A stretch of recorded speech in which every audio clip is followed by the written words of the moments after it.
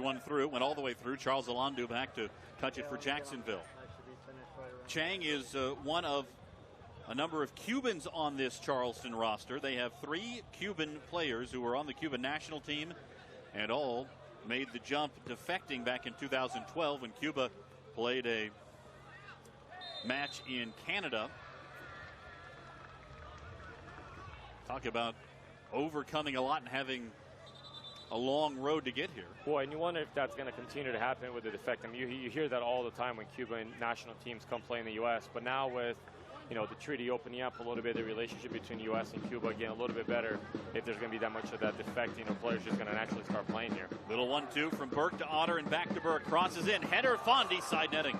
That's the kind of goal that Fondy scored a lot of last year with Louisville, with Burke assisting on the cross. Boy, and that's the combination that Tony Miola is looking for, playing against the USL side that both of these guys know really well about. Know really well, played last year a lot, and it was good to see early in the game Brian Burke getting forward and Matt Fondy getting on the end of the header.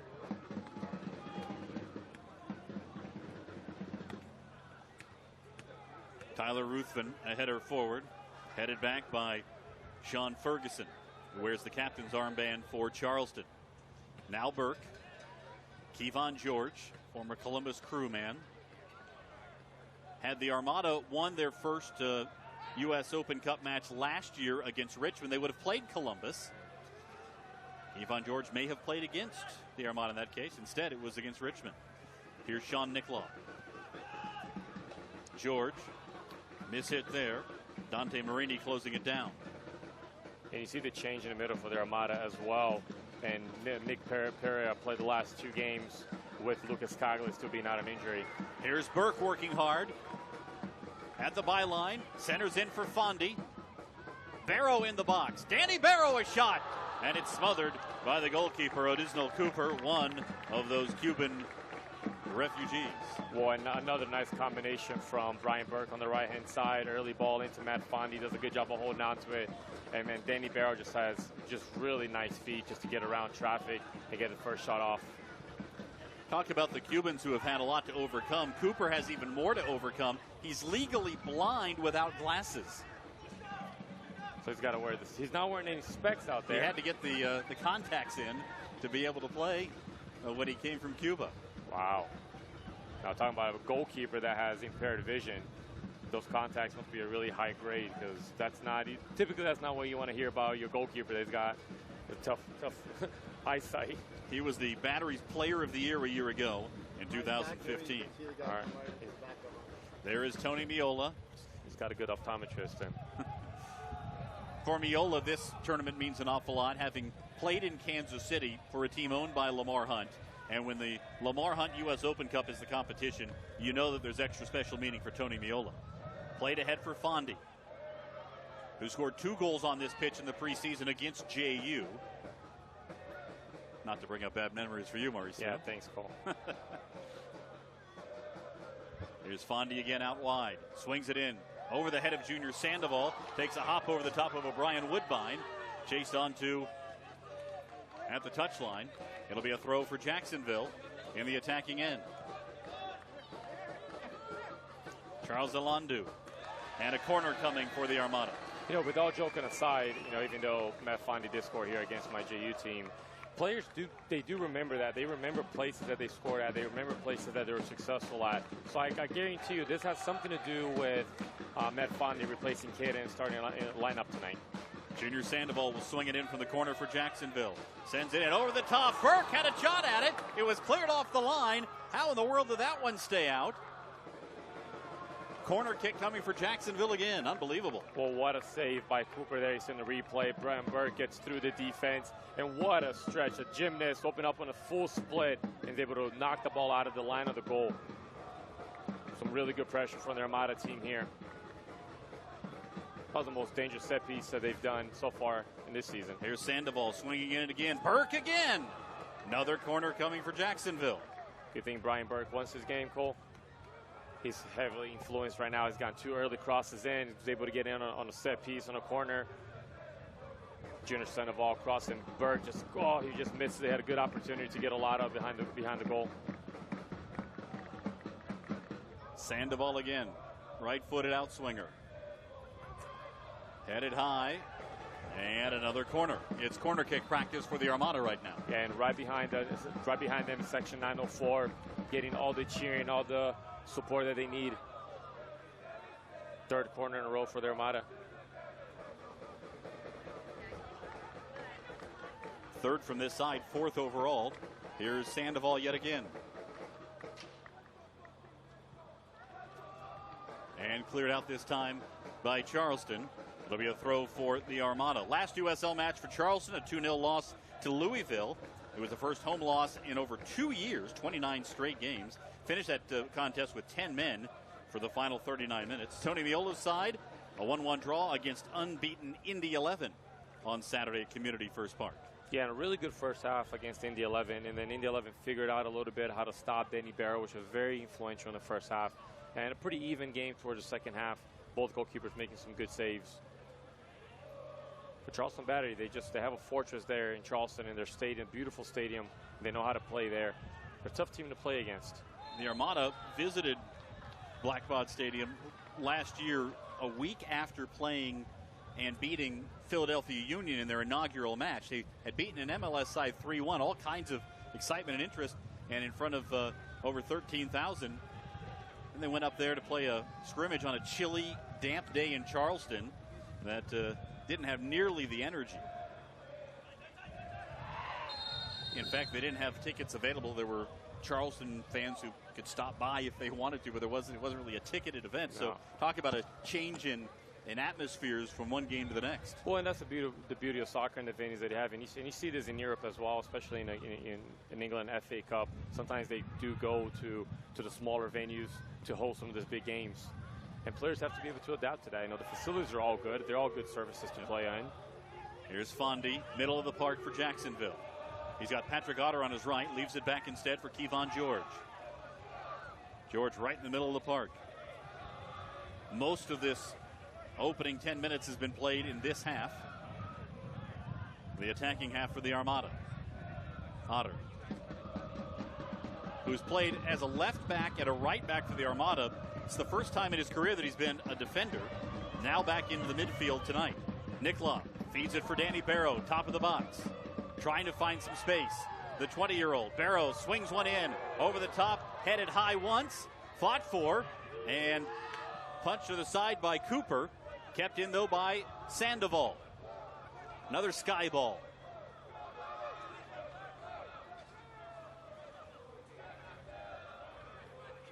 Settled down now by Michael Chang. Long ball ahead, but Beto Navarro back to head it into the arms of Miguel Gallardo. I mean, we talked about Patrick Otter playing in the center mid here instead of Nico Pereira, which had gotten a couple of the starts there. We haven't really seen much of Patrick Otter play in that position. He's playing most of the fullbacks. Have really been a really good attacking fullback and really a shutdown fullback on the defensive side also.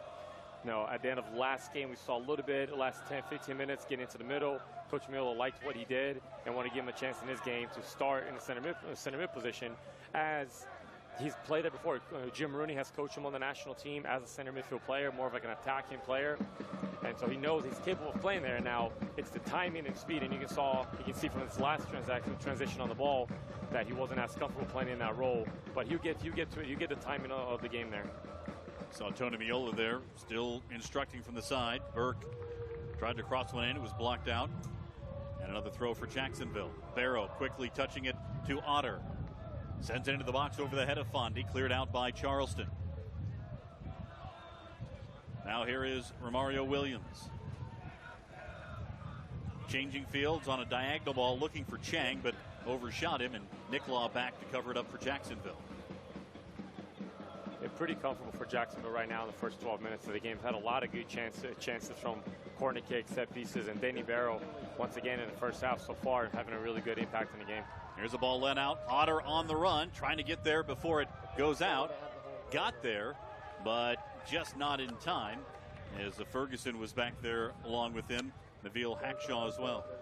Yeah, that seemed like a little bit of a mismatch on the open field. Hackshaw and Patrick Otter running through. But good early ball over the top. Danny Barrow shows 2 feet inside, and then Patrick Otter continues his run over the top. Here's a high ball headed up. Set down by Kevon George. Sandoval being grabbed at. I'm talking to Coach Miola early in the season. This is what he wants his team to look like, with one holding mid. He wants it to be a very attacking team, playing with one high forward and having two attacking mids to be able to feed that forward. So he's got Kevon George that can sit there in the middle. He's wearing the captain band today, really replacing Richie Ryan, which got sold to Miami FC. And that was as Elandu got pushed down, that was the big transaction in the early part of the season for the Armada. After they landed Richie Ryan, Tony Miola got an offer he just couldn't refuse from Miami and sent his captain and the former captain of Ottawa down to South Florida. Good news was that he was able to basically luck into Kevon George after George's opportunity to head to Israel was quashed while he was at the airport. Yeah, and he was having a difficult time of finding the right lineup and formation to play Kevon George and Richie Ryan on the field at the same time. He used Kevon George a little bit higher up the field, which is a more unnatural for him. And then with Richie Ryan leaving, Kevon was able to fill in that role, in that hole as a number 6 role a little bit better. Here's Michael Chang, closed down by 3 Armada players, including Nicola, who came in. Right now for the Armada, you have a 21-year-old on one wing, Charles Elandu, a 20-year-old Danny Barrow on the other. This is the second youngest roster in the North American Soccer League. This is a team that has a few veterans, but a lot for the future. Here's Otter. Now Fondi. Doesn't really have the numbers, but he'll push it anyway. Tried to get past Sean Ferguson. Charleston, on the other hand, has a number of players who have played for a long time with this squad. Ferguson, 4 seasons for Charleston Battery. He's one who's played quite a bit. There's also a connection with Nabil Hackshaw,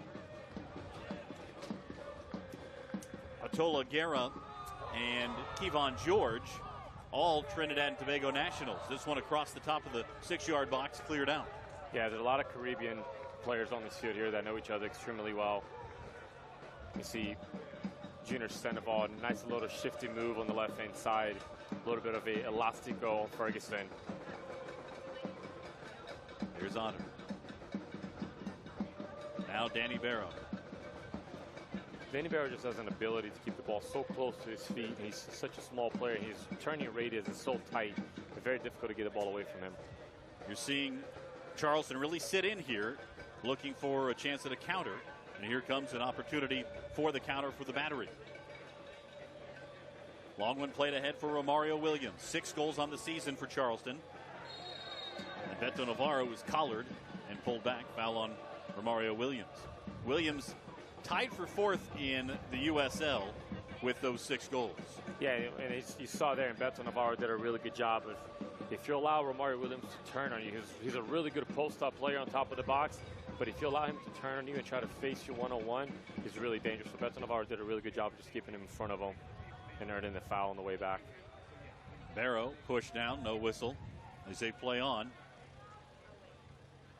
Williams didn't get the touch on it. He'll head all the way back, and coming off his line is Miguel Gallardo.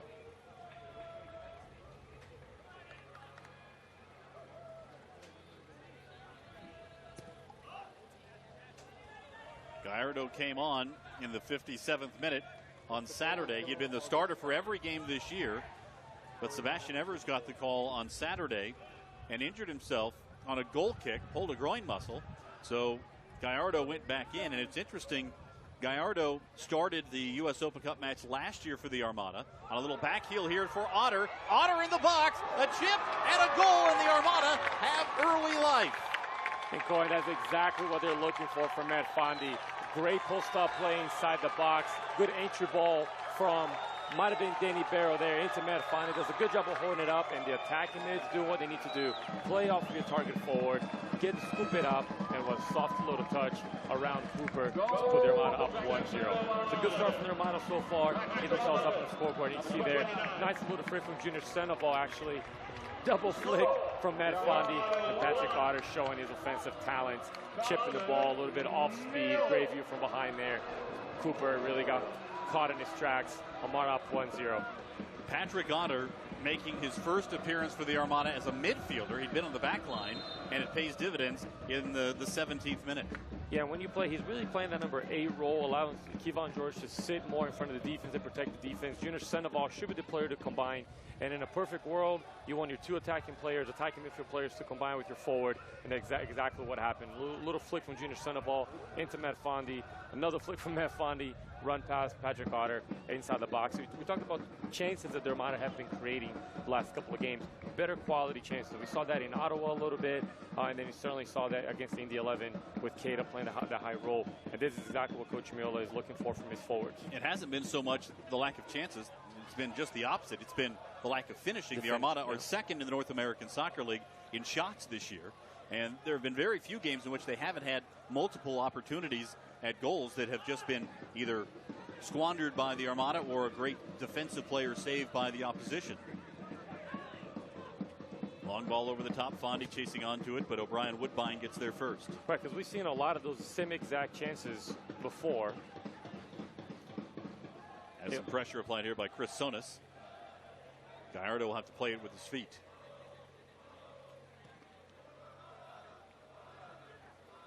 Sandoval now. And Chang and Hackshaw both had a handful of Sandoval there. Going back to the point of the chances, Cole, that we're making, we've seen exact plays like that in the past couple of games that just didn't have the end product that had. We saw balls into the box. We saw post-up plays, little flicks here and there, players running off of the forward, and just to finish. As we saw last week, Keita had 2 balls that got past John Bush, but one of the Indy 11 players cleared off the line. So the chances, as you mentioned, they certainly have been there to put him away. Nice little touch by Patrick Otter there. Makes a huge difference. Kevin Terry Jr. is the referee. He's going to mark off some space. So Tyler Ruthven has enough room for Mario Williams, who kind of smiles, who had it right on the mark.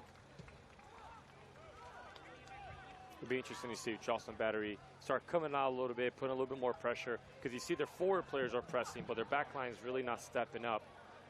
And you see Justin Portillo doing exactly that in the center midfield, asking for his back line to step up a little bit. And he steps right into one on the ball that was errant off the foot of Kevon George, but Battery can't turn it into anything on the offensive end. Sandoval's got it. Now Nick Law.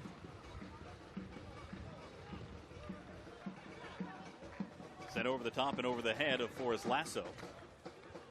Lasso playing on the back line, but he scored the game-winning goal to win the 2013 Southern Conference Championship for Wofford.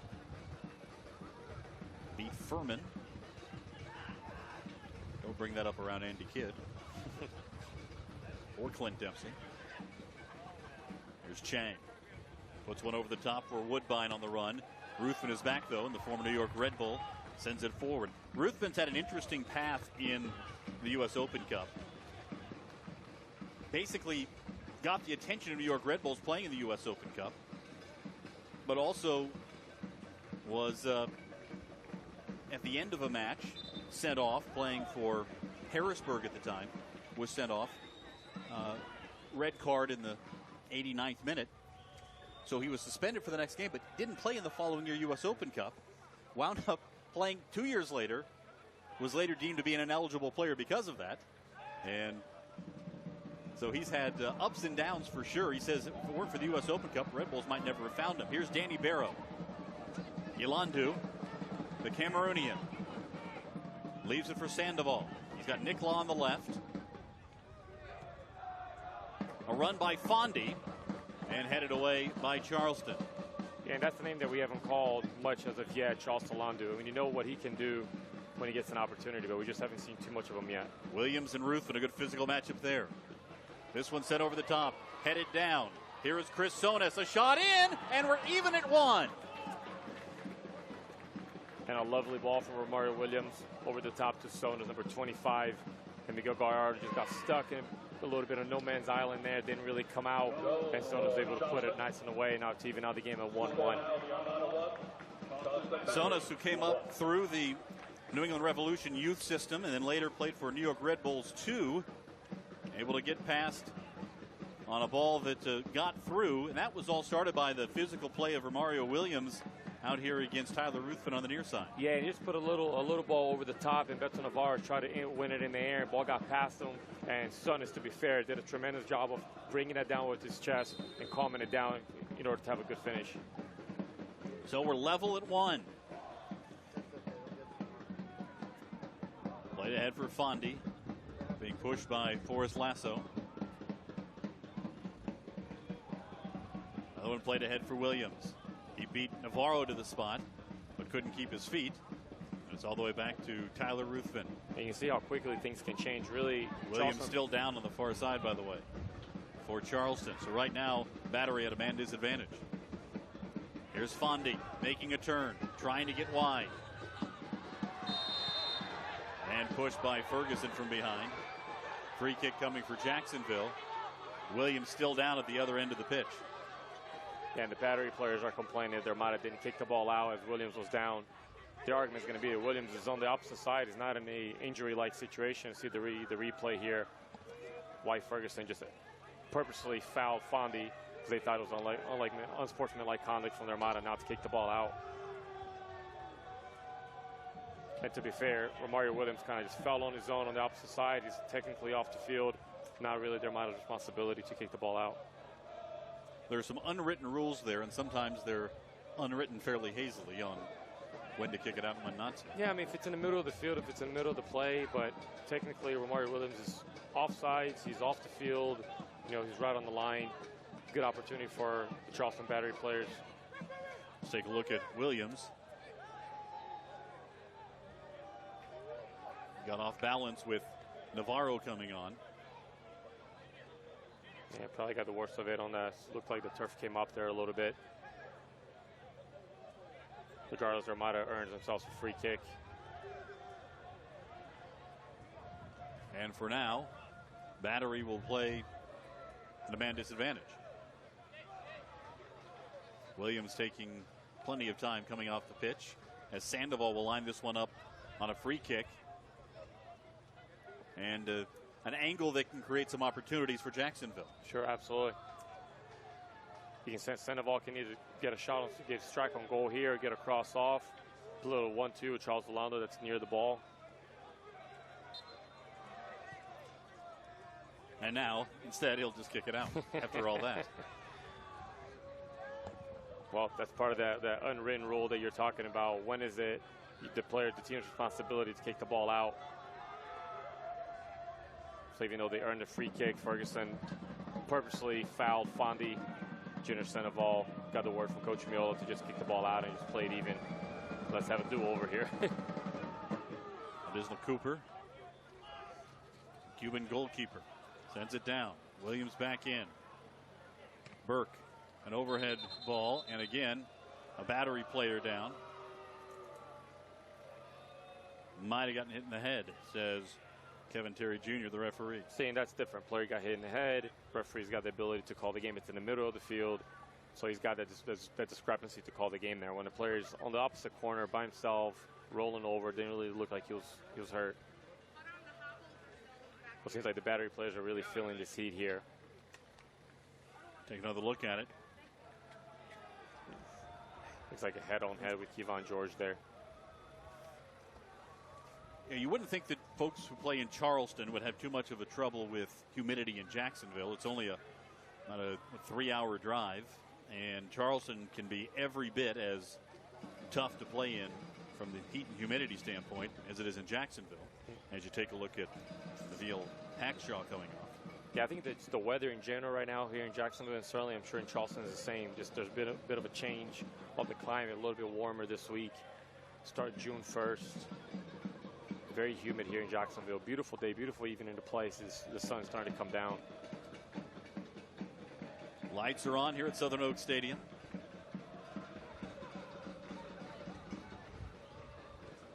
See how quickly Romario Williams closes down Tyler. A little bit lackadaisical, a little bit calm from the Armada back line. Hasn't cost him yet, but you can see how quickly space closes down with Romario Williams pressing up there. There's Otter. To Danny Barrow, now back to Burke. Interesting, too, to see how much Burke overlaps the rest of the way here. With Barrow in front of him, a very aggressive winger. Little one-touch, beautifully done by Barrow. Centered into the top of the box for Fondy. Now a blast. Sandoval just wide. Just grazed the outside post. Tony Miola's club maybe a width of a ball away from having a 2-1 lead. Yeah, right as you were talking about Brian Burke, he plays a lovely ball into the middle to Matt Fondy. Lays it off for Junior Sandoval on a first-time strike. Just misses the frame barely. And inside the box, Matt Fondy's doing a good job of playing the post-up player. Outside, when the player's a little bit more, the game's a little more in the middle, he's got to continue to find the players underneath him, not try to turn. He's not going to beat the defenders by pace. But inside the box, he's done a really good job. Here's Otter with Burke coming on the right. Couldn't quite get it to him before Dante Marini got there. We'll point out as well that the Armada are without 3 regular starters tonight. Mishak Jerome and Pascal Million play for the Haitian national team, and they're preparing for the Copa America. And Matt Boehner, who's been wearing the captain's armband, the normal left back, is out after a concussion sustained on a ball that was kicked into his face after he had scored a goal against Indy on Saturday. Yeah, and you see also Jamal Johnson and Keita had gotten the start in the previous game. You wonder if there's a bit of a tactical move from Coach Miola, knowing that he's got those 2 guys on the bench. And they are available. And here comes the run out by Charleston again. Squared in the middle by Williams. Sent out by the Armada. Danny Barrow back to try to clear it to midfield. Headed in but kept alive by Ilandu for Jacksonville. Watch him in the open field. Charles Ilandu. Tried to play one forward. Nicola was making a run. Ilandu elevated too much. Yeah, he did understand the run that Sean Nicola was making. And Matt Fondy, he was there early in the game, early in the play, but extended the run a little bit. It wasn't available. This is where you want to see Charles Ilandu really take players on and use his speed. Haven't seen enough of him today. I know Coach Miola would like to see him use his talents a little bit more. You mentioned Keita and Jamal Johnson, 2 regular starters up top for the Armada, but both older players over the age of 30. Right, so tough to play back-to-back games, absolutely. They are available to be used as subs if needed by Tony Miola. Well, and you do have a league game still coming up on Saturday, so I think, you know, a little bit of a strategic plan for Coach Miola to be able to use his entire roster. You should probably see subs coming in a little bit earlier in the second half than typically you would.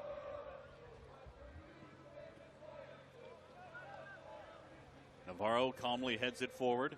Kevon George slides and boots it ahead. We're half an hour nearly in. 1-1, a 17th minute goal by Patrick Otter for the Armada. Chris Sonis equalized for Charleston just 5 minutes later. And the game is evened out a little bit more at this point after the Charleston Battery goal. You can see that they dropped off a little bit. They're letting the Armada have a little bit more of the ball. But nice and tight back there. Lasso and Ferguson are doing a really good job of keeping their line together, not dropping off as much. And you can see Portillo and Hackshaw, they just protect the back line. Nicola tried to get it to Ilandu. All the way back to Tyler Ruthven. Now Fondy.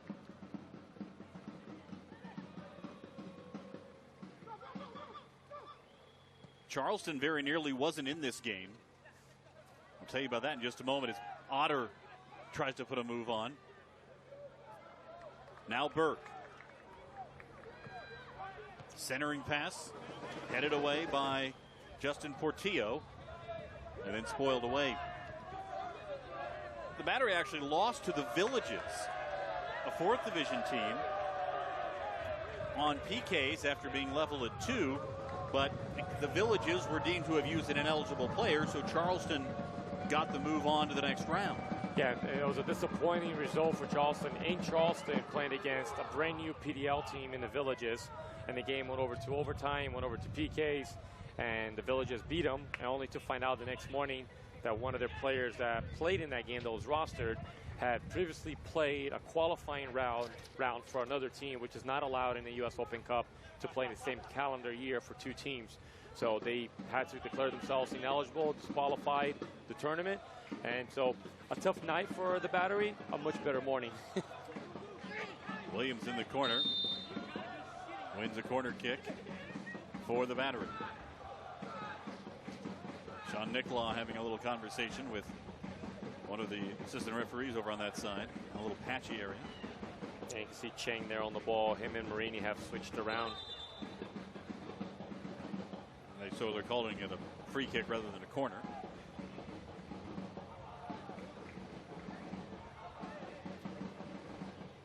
Yeah, and Coach Miller right now is probably wants his team to get a hold of the game a little bit more. It's been a little bit too back and forth. You can see the battery was just happy with sit in early in the game. Spraying the ball forward to Lamar Williams. You can see right away what kind of presence he has on the field, his speed, his size. There's Michael Chang to take this free kick. They'll set it up almost like a corner kick. Chang in swinger. Header a mile high.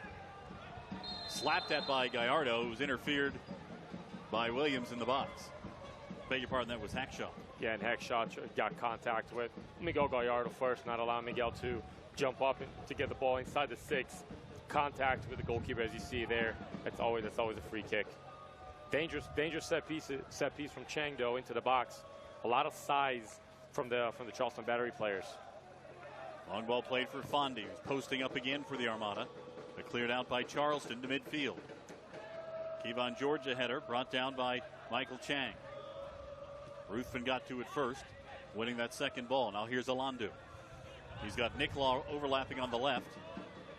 Pirouettes to get it to Nicklaw. Ahead now for Sandoval. Side foot for Fondy. Alandu trying to get it to the right foot. Now slides it back toward the corner. And chasing down that way is Sandoval on this oak tree ringed Southern Oak Stadium. Yeah, and you can see Matt Fondy there was looking for someone to come by and underneath. Charles Alonda played him the ball. Matt Fondy was looking for options, and no one showed underneath. That's what he's really good at. When he gets the ball to his feet, he gets it under control. He needs someone to lay it off to. Brian Woodbine, another Jamaican who's been capped 16 times for the Jamaican national team. Otter sends it up. Sandoval header. George tries to keep it in. Oh, and Woodbine, not sure it was the ball or the foot that got a piece of Sandoval, but Junior went down in a crumbling heap. Looked like a little bit of both. Sandoval spent a fair amount of time in the first half on the floor last game out for the Armada.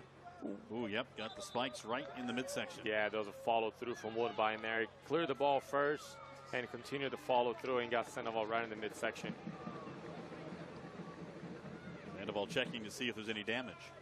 But we just called that a good old Jamaican tackle, Cole. Nothing wrong with that.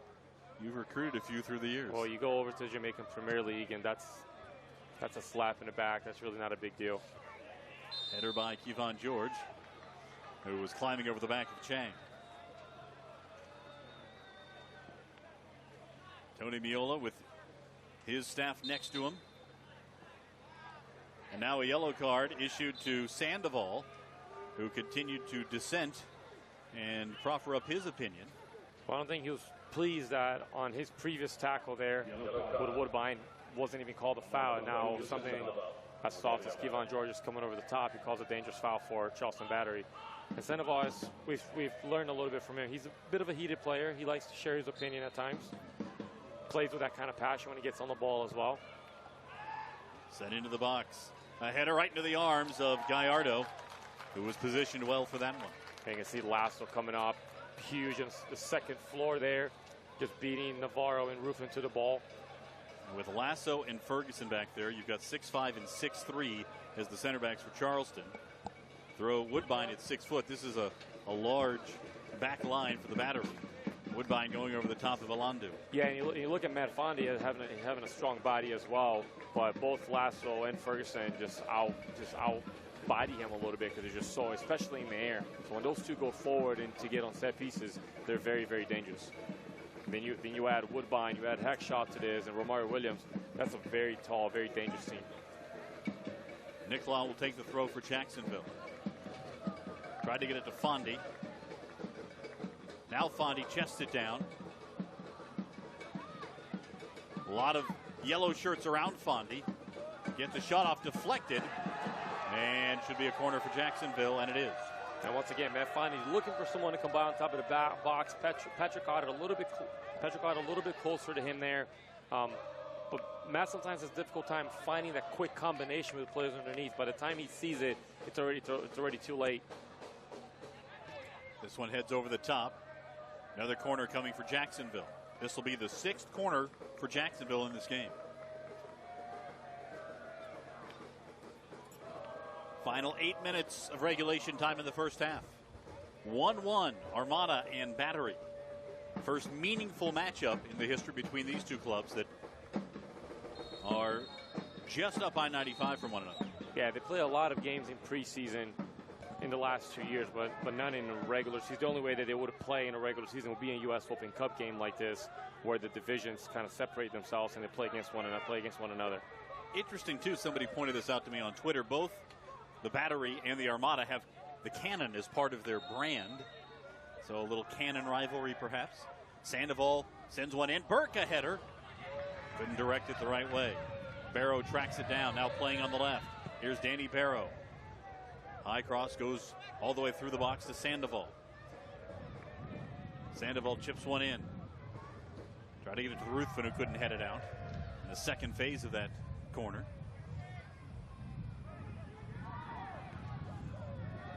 Hit high in the air by Williams.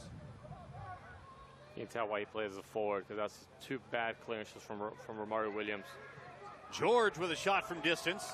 One hops into Cooper's arms.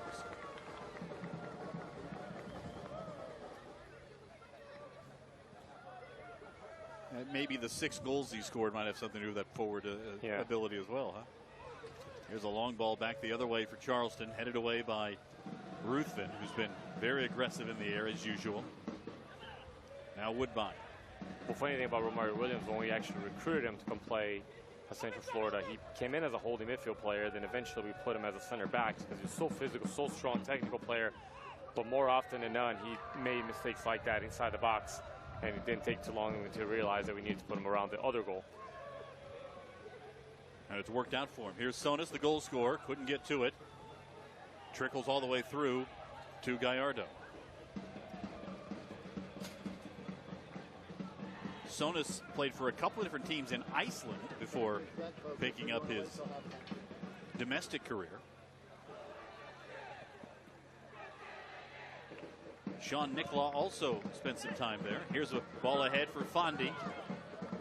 Tried to bang it back with Barrow and Sandoval in the area. And Cooper out jumps Patrick Otter for this one. Yeah, strange clearance from Woodbine there towards his own goal, left-footed.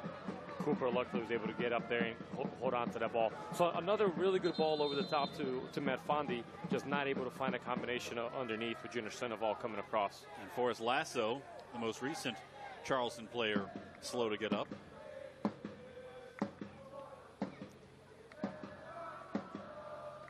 Lasso's just trying to catch his breath, it appears. Doesn't want to be sent off. And Kevin Terry Jr., the referee, will oblige him for the moment. Yeah, if the medical group has to come on the field, he's going to have to come off. He doesn't want that to happen. Now 5 minutes left into the first half.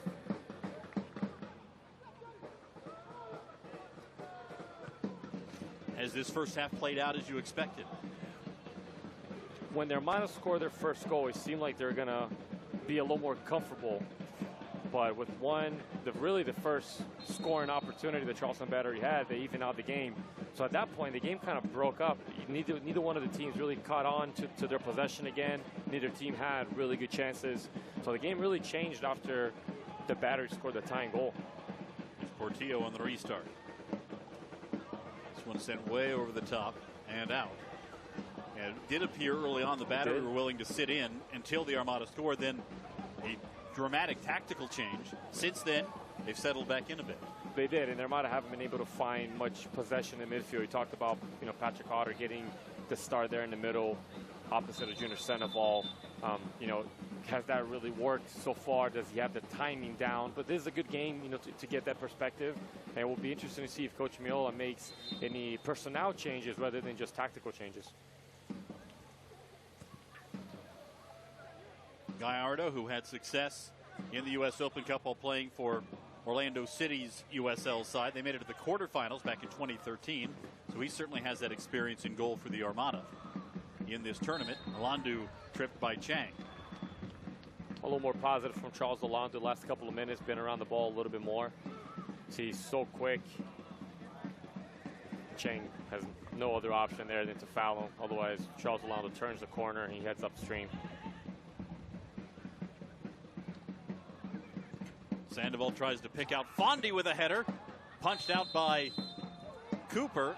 Fondy went in and collided with Sean Ferguson. And he's called for the foul. Yeah, in the last 15 minutes, we talked about the Armada really having been able to catch on. Chances like this, Junior Sandoval, good ball over the top. But look, there's really no other Armada player getting in there. It's being very reliant on put the ball over the top to Matt Fondy and let him kind of figure it out. Players still have to play off of that, whether he wins the ball or the ball gets deflected. That second ball is so important. Second ball here taken by the Battery, but Burke puts his chest in front of one. Now here's Barrow trying to work wide, tackled by Emmanuel Atedje. And Atedje has done a really good job of quieting down Barrow there. Every time he's touched the ball, he's been right on his backside.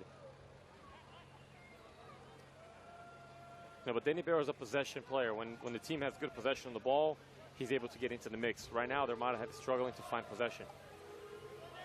Here's Woodbine. Swinging one in. Burke is back, rising in defense. Able to send it back out for Jacksonville and give Barrow some space to operate. Otter in the middle of the park. Back to Barrow. Barrow was very good for about the first 60 or 65 minutes on Saturday.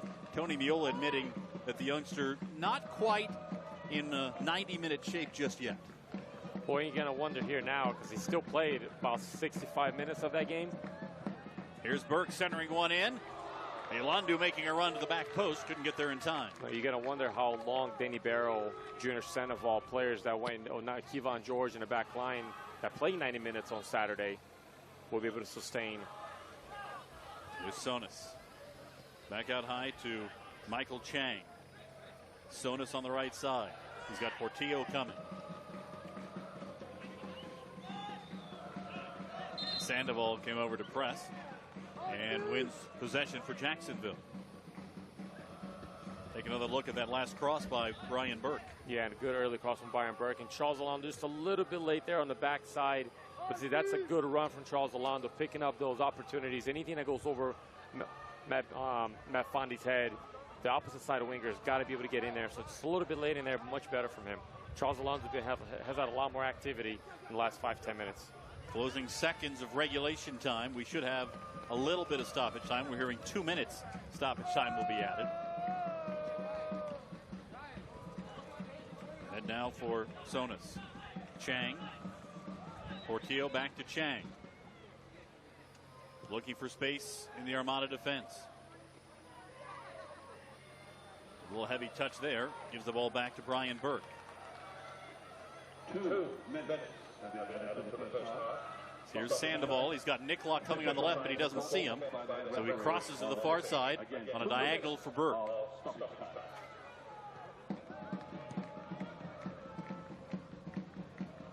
And Sonis has done a really good job of just playing right off the shoulder of their Armada center midfield players right underneath Romario Williams. Really playing in a 4-5-1 Charleston battery, allowing Romario Williams just to stay high. Sonis playing off of him. But you can see both Marini and Chang just playing with an even line of Hackshaw and Portillo in the center mid. Here's Nicklock targeting Fondy. Too much there. Yeah, and it will be interesting to see how both sides utilize the bench in the second half in a 1-1 contest. Yeah, utilize the bench and see after a half, going into halftime here even, what they've learned from each other, see what their abilities are, and see if anything changes from Coach Miolo's side. Certainly, knowing that this 45 minutes here, you got to come out and press. You got to come out and get a result. You're playing at home, U.S. Open Cup. You have an opportunity to play host an MLS team next week in Orlando City. That game would be on June the 15th, 2 weeks from tonight, when the fourth round begins with the NASL teams welcoming the MLS sides. Elandu got sandwiched.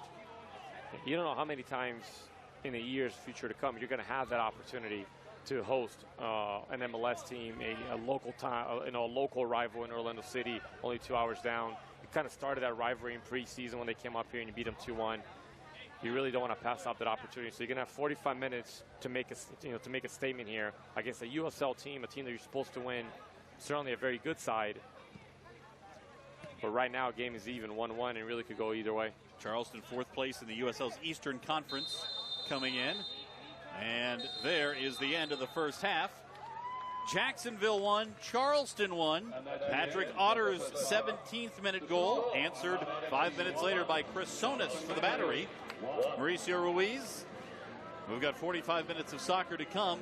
But as we get ready to head to halftime, what do you expect Tony Meola will say to his troops? I think he wants the team to gain possession a little bit more. I don't think he's very happy with how the referees calling the game a little bit too soft, calling too many bad fouls. But I think Coach Meola has really got to look at his team and say, listen, we got to grab onto possession a little bit more. Playing Matt Fondy over the top against 2 giants in center backs in Ferguson and Lasso, it's not working right now. When he does get the ball, he doesn't really have anybody underneath to play off of him. First 15 minutes, he was working, getting the ball into Junior Sandoval, getting the ball into Otter, getting out wide and getting early crosses in. We haven't seen as much of that in the second half, in the later stage of the first half. And if you're John Enhauser for Charleston, what's the conversation like in the dressing room? I think he feels confident with his team. He feels confident in the ability that Chang and Marini have done so far on the outside. I don't think he's going to change too much. He's really going to demand more from Romario Williams up top because I think he likes the matchup. If he can post up against Pat Navarro, if he can post up against Tyler Ruffin, I think he likes that matchup. And he's going to ask him to utilize it again and really kind of just put in the power, because you saw the power and the speed that Romario Williams can provide to this team at any given point, as you saw in the goal. He's got a lovely touch, he's good, powerful play, and he can change the game. We'll step aside now. Halftime here at Southern Oak Stadium. We'll be back with the second half of the U.S. Open Cup's 3rd round matchup. Jacksonville Armada 1, Charleston Battery 1 here in Jacksonville. To determine the Winn-Dixie Bubble Battle champion of the match. In the case of a tie, there is a roll-off to determine the winner. Each winning team member will walk away with a gift card. They will also be invited back to challenge all the season winners for a grand prize and the chance to be crowned the much sought after 2016 Winn-Dixie Bubble Battle Ultimate Champion title. To sign up as a participant in the Bubble Battle, by the way, make sure you visit armadasc.com/Bubble Battle. Fill out the form. And fans, it's a tie. It'll be a roll-off. The teams will start in the east end of the south line. One teammate will crouch into their bubble wall. The other 2 teammates will have to put in the roll on our field. That only happens if there is a draw. All right. They're getting ready on this very special, slightly diminished pitch. Here close to the stands. The red and the blue. Red team, are you ready? Blue team, are you ready? This is, by the way, Section 904, the amazing fan support club of the Armada. Both teams are from Section 904. For the going for the honor in the group. Red team, blue team. 3, 2, 1, go!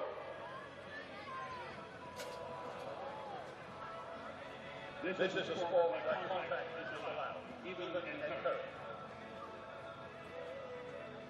Who will get a little goal first? So the red team rolling. But the blue team breaking away. And hit the post. And pay the price. So blue team now with the ball trying again. And it's a goal! Blue team scoring first. Blue 1, red 0. So cheer for the blue team. Cheer for the red team. Long kick there. Now the blue team with a counter-attack. Coming up. As I say, this is a contact sport. Bit more like rugby than soccer. There's the ball over. Is it accurate? No, just to the right. So here they go again. This time the red team with the ball. One of the red teams is trying to stand up. So here we go. Nice shot on goal over the top by by the red team. Right now it's 1-0 blue team.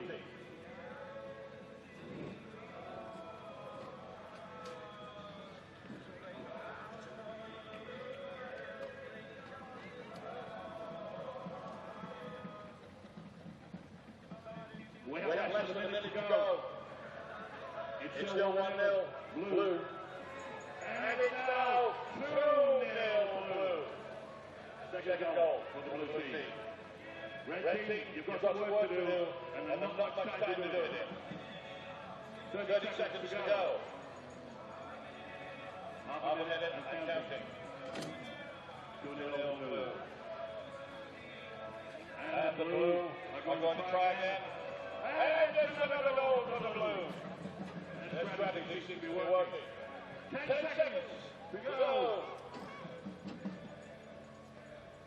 5, 4, 3, 2, 1. That's it. By the whistle, the blue team wins the bubble battle and gets past from Winn-Dixie by a score of 3 goals to 0. Congratulations, blue team. Tough guy, red team. And again, thanks to all of our Section 904 members, all 6 of them, who were willing to put on the bubble and be part of the bubble battle. By the way, again, to sign up as a participant in bubble battle, and it is fun, they tell me. Make sure you visit armadafc.com/bubble battle. Fill out the form. And you may see in the north goal of the main pitch 2 very large soccer balls. It is time for our roll-off. You're going to roll the ball down the pitch, around the marker there at the center circle, the yellow marker, and back to the goal. The one who gets there first is the winner. One teammate crouching in their bubble ball, the other 2 teammates pushing them and rolling them. The first team to roll their teammate across there is the winner. All the way around and back to the goal. Are we ready? Are you ready, team 1? Are you ready, team 2? On your marks, get set, go! You may think this is easy. It is not. Here they go. You do have to go around the yellow marker. Swapping sides. Now who's going to make a big push back? One team clearly in the lead. You do have to go for the goal, not just anywhere. Go towards the goal. There we are. That was the team closest to the grandstand. We're the winner. Congratulations. By a ball length. That's about it. These games you see here are indeed part of our halftime events that take place at all Armada FC home matches there at Community Health Park. They're an awful lot of fun.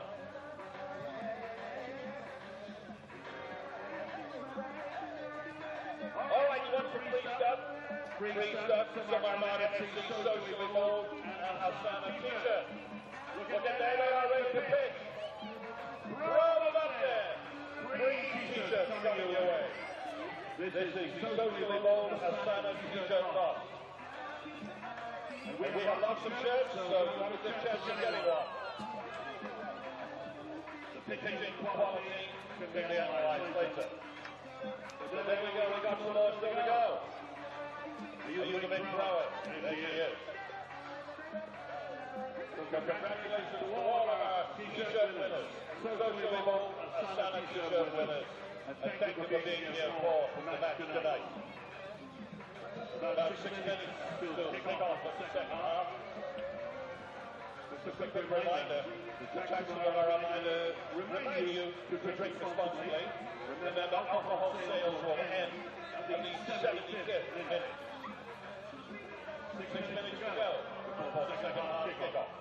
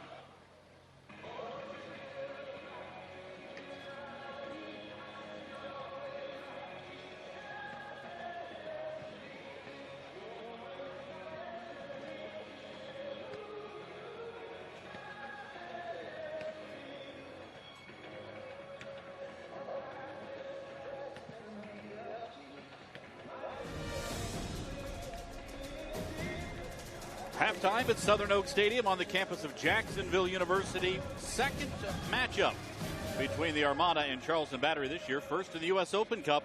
1-1 at the break. Patrick Otter and Chris Sonis, the goal scorers so far for these two sides.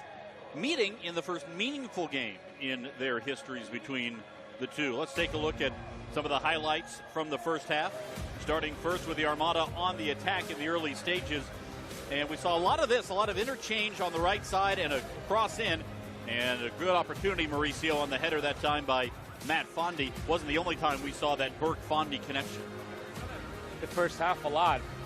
Burke getting forward and Matt Fondy, good, nice little layoff there. And see Danny Barrow getting his first shot on goal. Didn't see a whole lot of that in the end of the first half, but certainly a lot of it in the beginning.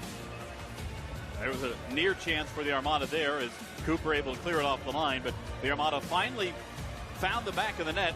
17th minute, and it was Patrick Otter making the run through. Nice little back heel from Fondy to set it up, and Otter scoring for the first time as a member of the Armada. Yeah, and he's asked Coach Miola how he wants his team to look like, how they want to score. Good entry balls into the forwards, nice little combination, top of the box, attacking mids running through, and a lovely finish from Patrick Otter there, off the layoff from Matt Fondy. Got to celebrate with Section 904. They celebrated on the Armada bench as well. 5 minutes later, though, Charleston would equalize and make it a 1-1 contest. The celebration was short-lived for the Armada. Boy, and tell your players that goals typically happen in the beginning and end of halves and right after you score. So you got to be really careful. And a ball over the top from Mario Williams to Sonis, and he does a good job of taking it away on Miguel Gallardo's right corner. And those are the highlights from the first half. You see the other shot of it from behind. 1-1 at the break. And here are some of the stats from the first half. You see the Armada certainly had the better of it. 8 shots to 2. 3 shots on goal to 2, 6 corners to none for the Armada, and yet a 1-1 contest. Boy, and we keep talking about on the score line, on the stat sheet where it matters. And right now it's tied 1-1. The Armada has seen this halftime score sheet look like this several times before, where they're outpowering, they're outnumbering the teams, but not being able to find a final product just yet. 45 minutes left. It's going to be all in for the Armada. What kind of player substitutions do you expect in the second half for Jacksonville? I don't think anything right away, Cole. I think Coach Miola is going to want the team to come out and just really make a change in how they present themselves and their behavior on the field. But quickly, if the game doesn't change, the scoreline doesn't change within the first 15 minutes, I expect to see Keita or Jamal Johnson. Those two veteran attacking players can certainly change the game in a hurry. And Tony Miola coming back. Jimmy Rooney, his longtime teammate and friend, as one of his assistant coaches. And you take a look at Charleston as they get ready for the second half here. And taking a look out there, no changes in the first half. And as they are announcing here at Southern Oak Stadium, a reminder that if we go to the completion of regulation after 45 minutes of the second half, 90 minutes overall, we'll have overtime, 2 15-minute periods. And if they're still tied at that point, PKs, which is exactly what happened with Fort Lauderdale and with the Richmond Kickers earlier today, as Fort Lauderdale emerged on PKs, becoming the first NASL side to win a U.S. Open Cup match this year. Boy, and that's what happened to Charleston Battery, how they got to this game. They went to PKs, and we talked about how they lost in PKs, and eventually the Village got qualified anyways, but they know what it's like to take this, the full length and give defense some free soccer. It is a capacity crowd. 1,200 is the capacity here at Southern Oak Stadium with some standing room mixed in. And it is officially a full house for the Armada and Charleston. Armada, again, typically play at Community First Park at the baseball grounds of Jacksonville, but not available tonight with the other tenant of that park, the Jacksonville Suns, in action. So here we go, second half underway in Jacksonville. The Armada and Charleston Battery level at 1. Here's Junior Sandoval. He's got Barrow streaking down to his right. Sandoval will take it. Now to Fondy. Little one touch to Alondu on the left wing. Alondu curls one in, but nobody making a run to the back post. Yeah, and you can see it right away, Junior Sandoval being a very aggressive player. He wants the ball to his feet. I'm sure Coach Miola instructed the team to find Junior Sandoval early so he can look for the combination with Matt Fondy.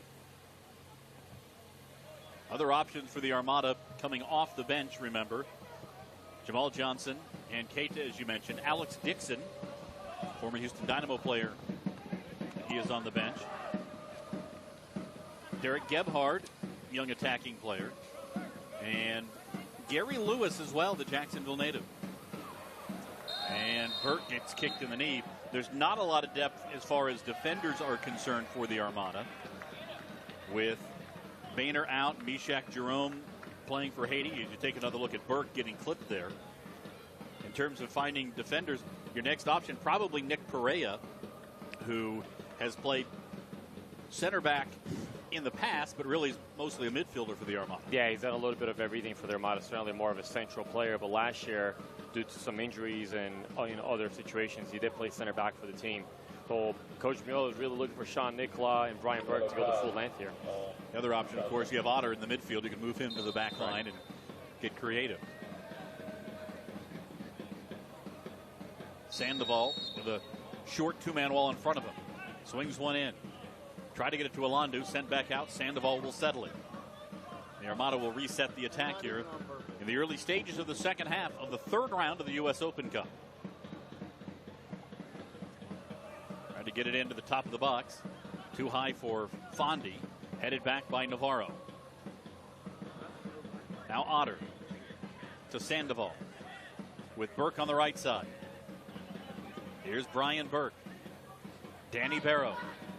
See all the yellow shirts really packed in a small area now for Charleston. Otter. Ilandu got there in time. Now to Barrow, little back heel. One touch from Sandoval and saved over the top by Cooper. Terrific play all around. Great touch, terrific shot, and Cooper with a remarkable save. Yeah, and you see the patience that the Armada had on that play. Get the ball out wide to Charles Orlando. He can really turn a corner quick. Good vision to find Danny Barrow in the middle. A little dummy play. And Junior Sandoval, the outside of his right foot, bends it in. What an unbelievable save from the goalkeeper, the Cuban Cooper. Medicinal Cooper is a little slow getting up. The other goalkeeper on the roster for Charleston is Alex Tambakis.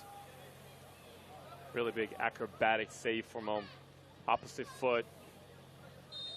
Good start from the Armada so far. The corner here from Sandoval. And hit on the volley by Ruthven, but sent too high. Yeah, and Junior Sandoval had some really good early crosses in the early stages of the first half. And ever since, really hasn't gotten a whole lot on the ball. You have Tyler Ruffin and Bet Navarro, Kevon George, all 6'2", physical players in the air. And Junior Sandoval's got to make more of a priority to get the ball higher up in the air for him so they can challenge for it. Cooper, seeming none the worse for wear, sends the goal kick across midfield. Nicola with a header. Second ball won by Charleston, but not controlled by Nabil Hacksaw. And much more aggressive so far from the Armada attacking players. You see Danny Barrow on the ball. You see Charles Orlando active. Junior Sandoval winning the ball. It's really what Coach Miola wants his team to look like. Attacking players making plays. Here's Otter trying to get it to Ilandu. Then a long way back. Navarro will head it forward for Jacksonville. Now Nicola, who's played right back and now left back for the Armada. Yeah, with Matt Boehner getting that freaky concussion, Sean Nicola was forced to move to the left-hand side. So you see a little bit less of him getting forward because it's not natural for him to cross with his left. Here's Barrow trying to set something up outside of the box. Now Ilandu sidling up, looking for space. Charles Ilandu put it into the side. Yeah, much better from Charles Orlando. Danny Barrow, you can see he was just trying to line up for the left-footed cross, a left-footed shot. Just didn't find any space, but carried on with the possession and fouled Charles Orlando there on that side and doing his little move, get on the right-hand side, little fake, brings it back to the left and earns a corner kick. We've seen Orlando try to utilize the left foot a little bit more as the season has gone on. Take a look at the image of the face of Tony Miola over this corner, and there's Cooper punching it out. Kept in by Ruthven. Now back to Junior Sandoval.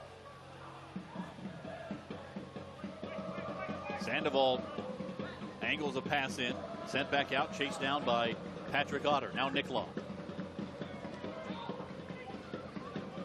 Barrow quickly closed down by Dante Marini. When you talk about Charles Orlando using his left foot a little bit more, you forget that he's still only 21 years old. He has an early professional career. So a lot with him and Denny Barrow, some of the younger players on the team, is about player development as well. So after a couple of games, Coach Miller and his staff is letting him know, listen, you only go to your right foot. People, they know that. You got to start utilizing the left because he's so quick to get it around the corner. Here's Burke looking for a centering pass. A header by Alonso, didn't get much on it, and Cooper able to beat Fondy to the ball. Charleston will try to trigger the counter here. Alonso did a nice job to go back and make things difficult on Charleston as they try to move through the midfield. Fondy pressing and forces the turnover. Niklaw with it for Jacksonville. Sandoval. Can Burke catch up to it? He cannot. Yeah, a little heavy-weighted pass for Junior Sandoval. They're much better from Armada once again. Really good recovery from Charles Orlando. Finding midfield nice and early. Can you get the fullbacks going? There's a little bit of a heavy pass from Junior Sandoval to Brian Burke. Sonis. Marini. Now Williams. Got past Navarro. Romario Williams. Centering it in. Headed away and cleared out by Honor. Now the Armada with a chance. Fondy tried to touch it off for Barrow, but never quite got there. Yeah, you can see how dangerous, once again, Romario Williams is when he gets faced up. At Navarro just bit a little bit on the 1v1 defending, and he's able to get down the line. Good recovery from the Armada players, though. And that's where Matt Fondy has to do a better job there, Cole. Patrick Otter does a good job of clearing the ball. Matt Fondy's got no pressure on his back. He's got to be able to find one of the attacking players underneath him in order to combine and hold up that ball. Alonso with a nice job chasing back for that one. It frees Niklaw now. Waiting for somebody to make a move. Niklaw in the center circle. Sean Niklaw, the Yukon Husky, went all the way across the country from his home in San Diego to go to college. Then proceeded to go to basically opposite ends of the earth to play professionally in Iceland and play for the Guam national team. He's been around a little bit. Yukon, obviously a prestigious team. Otter chasing it. Gets it at the byline. A cross in, but nobody in the area. Alonso waiting back. Here's Niklaw. The Armada continue to dominate possession here. Still 1-1, though. In the 54th minute, Alonso on the right foot. Blocked out. Sandoval's got it. Sandoval from distance. Was it tipped? It was. Should be a corner for Jacksonville. Yeah, see, that's when Charles Orlando, that's when he shines. When he has a lot of space and he's able to do a quick little move. He got blocked. The ball comes back out to Junior Sandoval. We know he can strike from distance. Deflection. Once again, from good possession comes good opportunities. And another corner kick for the Armada. 8th corner kick for Jacksonville so far in this game. A couple of them have been dangerous, but not enough. Sandoval sends this one in. Fondy blocks it down. And Navarro get a knuckleball over the top. And once again, Junior Sandoval just not able to get a lot of lift on those corner kicks. And you can see Charleston Battery has 11 players inside the box defending. They're comfortable with the score. They came out in the second half really just locking things down and make sure that their Armada aren't wide open on the counterattacks because they have a couple players in Sony's and Romario Williams that can really make a difference when they get one opportunity, as they showed in the first half already.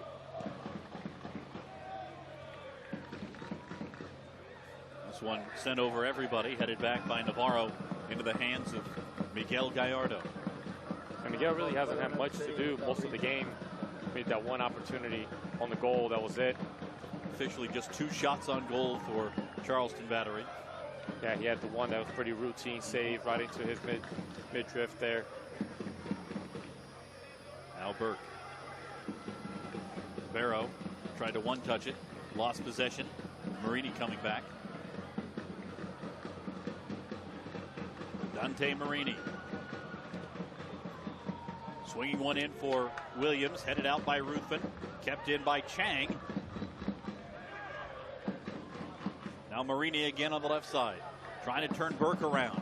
Sends one in, and cleared out by Patrick Otter. Marini doing a good job of trying to find an early entry ball into the box to the forwards. You've got Burke at 6'2", and Marini listed at 5'3", That's the tall and the short of it. Yeah, Marini has got the best out of Burke there. Quickly, he's a very quick player. Nice little tricky left foot. You don't see many professional soccer players at 5'3" who aren't quick. Yeah, you have to be. That's what you tell players. If you're not going to have one component, which might be size or speed or technique, you got to have something else. So if you don't have the size, in Marini's case here, even in Danny Barrow, you can see why they're so technical, because they have to utilize, they have to really master that part of their game. You see Keita loosening on the side for Jacksonville. Might he be a sub here as we near the hour mark?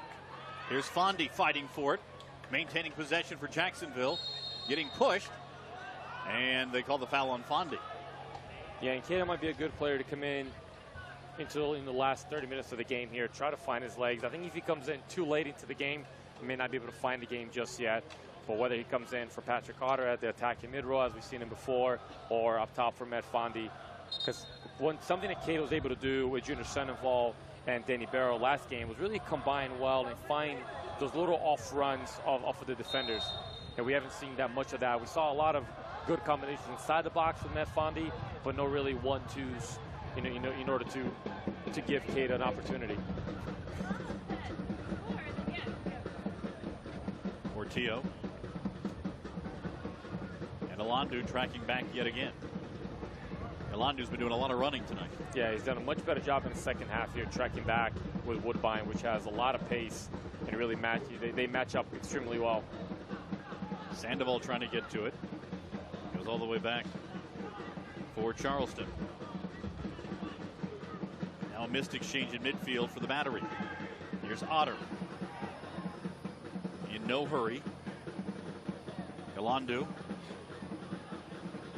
Sandoval. Nicklaw making a run on the left side. Here's Sean Nicklaw. Alandu has gone down. They play on. Nicklaw's shot deflected. Another corner coming for Jacksonville. And Alandu seems to be hurt. Looks like he's a bit of a cramp there for Charles Alandu. Now, Alandu had an interesting couple of weeks since they've gone out to Ottawa Fury with some immigration issues, not being able to train the week prior to Ottawa Fury, not being able to train on the return leading up to Indy, which is why he really hasn't played. He had to get to Ottawa, Canada a little bit early. He had to stay there a little bit later, so you can see where fitness, especially as the temperature has gotten a little bit warmer, more humid, can come into effect this late in the game. Alandu was really the star of the preseason for the Armada. He scored goals against Philadelphia Union, against New York Red Bulls, against Tulsa of the USL, and against Rayo OKC of the NASL. So he scored 4 goals against 3 different level of teams in the preseason. And you see, it does look like sniper. Yep. Left leg cramp, perhaps. Yep. So now this bench, as you saw Keita warming up a second ago, maybe Coach Miola had a thought in regards to who Keita was going to come in for. Now can Charles Alandu with the cramp stay on the field and be as effective? Because he's had a much better second half so far than the first half. Gary Lewis also warming. You see Jamal Johnson with the jacket on and the bib over the top of it, standing next to Nick Perea. I think to me it would be, if Charles Alandu has to come out, it would be an even exchange with Jamal Johnson playing on the left-hand side. I think he's going to try to push through a little bit more. Corner kick for Jacksonville, and Cooper comes out and handles it, stepping in front of Beto Navarro.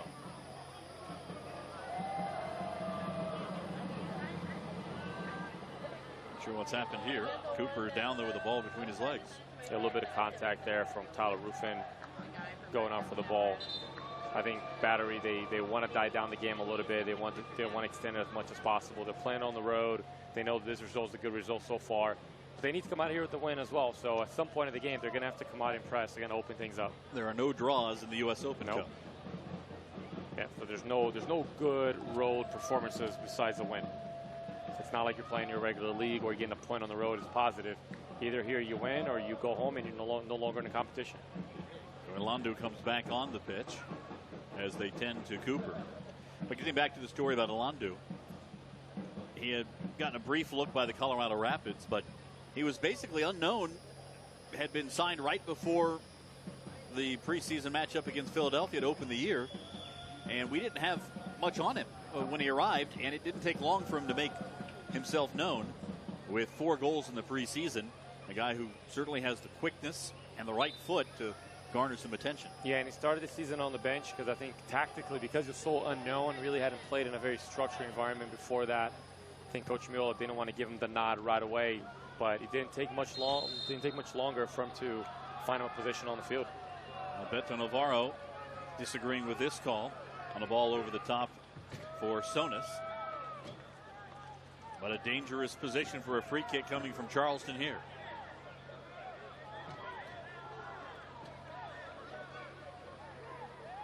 Sorry, I'm over on the side. There's not a whole lot of contact on that one. No, he's called this before. Referee Kevin Terry Jr. ball over the top. We started in the first half when Kevon George tried to come over the top and try to get a header. Called the same thing about Navarro here. Yeah, Chang and Woodbine standing over this one. It would be Chang with the left foot, Woodbine with the right. It's Chang, and it's into the wall. This one on goal. A riser hit by Emmanuel Ejete. And they had a lot of juice on that goal, a lot of backspin. Luckily came right in the middle. Miguel didn't have to move too much, but even with that, it's a lot of backspin on that ball. Tough to handle, a lot tougher to handle than you would think. There's Alondo. Changing fields for Brian Burke. The defender of the year in the USL last year, Burke, and that one went right through Danny Barrow. And this was about the point in the match on Saturday against Indy that Barrow's conditioning started to show up a bit. We'll see if he's been able to pick up an extra couple of minutes of play time here. Well, what you would hope is that he gains game fitness. Now, ideally, he recovered well from the weekend, Saturday to Wednesday, plenty of time to recover. I'm sure that the coaching staff was very adequate and with what they did this week, not to give any more tired legs and extra miles on the legs. However, so game fitness, he should have improved from Saturday and can go a longer way. Sandoval battling for it. Wide for Otter, but collected by Ilandu. Charles Ilandu, top of the D. Now for Sandoval. One touch for Barrow. He's got Burke coming on the overlap. Burke hit a attempted cross. And it's taken by Williams. Here comes Charleston. Williams and Navarro in a hand battle. And Williams won it. Romario Williams into the box. Going wide. Sends it across the goal mouth. And the Armada fortunate to escape without conceding there. Yeah, and Brian Burke tried to get the ball back to Danny Barrow for another pass. He should have just crossed the ball, and you need those crosses in the box. And we talked about before, you leave Romario Williams or Sony's up top. They're two very capable forwards. They can create anything from nothing. You can see how strong he is, battling off Junior Sandoval. And you don't want to see your center back pedaling inside his own box, and a great hand save from Miguel Gallardo to keep that out of the net. So a corner coming here. Chang will take it for Charleston Battery. Left footer swings it in over the head of everybody. Nobody camping out of the back post. And Charleston Battery had all their players in the middle of the goal going towards the near post. Nobody in the backside. Someone should have pulled off there to pull the ball back in. So good for the Armada, able to retain possession here.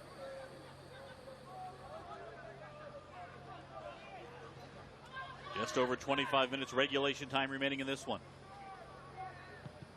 Gallardo pounds one forward. Patrick Otter trying to settle it. Back to Burke. And now Kevon George. Trinidad and Tobago national. Maybe playing for his country's national team when Trinidad and Tobago come to play the United States here in Jacksonville in September. And a foul and a free kick coming for the Armada. This would be the place that you might see Meshach Jerome ordinarily, the Meshach Jerome zone. But Meshach's Jerome zone now is occupying the Haitian national team for the time being. Well, and I'm sure Meshach is watching. Meshach and Pascal are watching from their hotel rooms as they're getting ready to play in the Copa America, rooting on their team here in this game. Niklaw from distance, put it along the ground and just sent it wide. And a corner coming. It was tipped by the defense out front. Boy, that's a really good attempt from Sean Niklaw there. Junior Sandoval disguised. He's going to hit it in the box, just lays it off. Sean Niklaw comes and blasts it from about 35 yards out. Just barely misses Cooper's goal. Niklaw had a free kick against Indy on Saturday that nearly went in. This one goes in behind, though it doesn't amount to anything for the Armada. Interesting, though, that you talk about Nick Law, basically the fourth guy to become the free kick taker for the Armada this year, and he's had a couple that have had some good movement on. No, he did. I mean, we've seen Richie Ryan early in the season. I mean, Shaq Jerome, Junior Sandoval lines up well for it, and Sean Nicolau, you can see, especially in the Indy 11 game, a couple good early opportunities to get a whole lot on the ball. And this is as close as he's come. Cooper sends it across midfield. Second ball one for Mario Williams. Burke heads it out. Can the Armada start the counter? Danny Barrow. He's got Otter trailing him and overlapping to his right. Barrow goes to the middle of the field, though, and gives it away. Sandoval, though, in the right place at the right time to keep it for the Armada.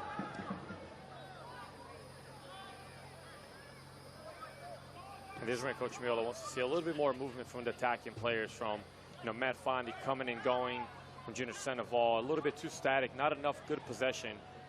Barrow with a little 1-2 with George. Now Fondy as George goes down. Barrow changing fields to Elandu. Can the Armada develop something here? Elandu waiting. Gets it to his right foot. Swings one in. Headed away. Centered by Burke with a complete miss hit and a ball that never had a chance. Yeah, and Burke tried to put that ball back in the frame of the goal. Brings it down.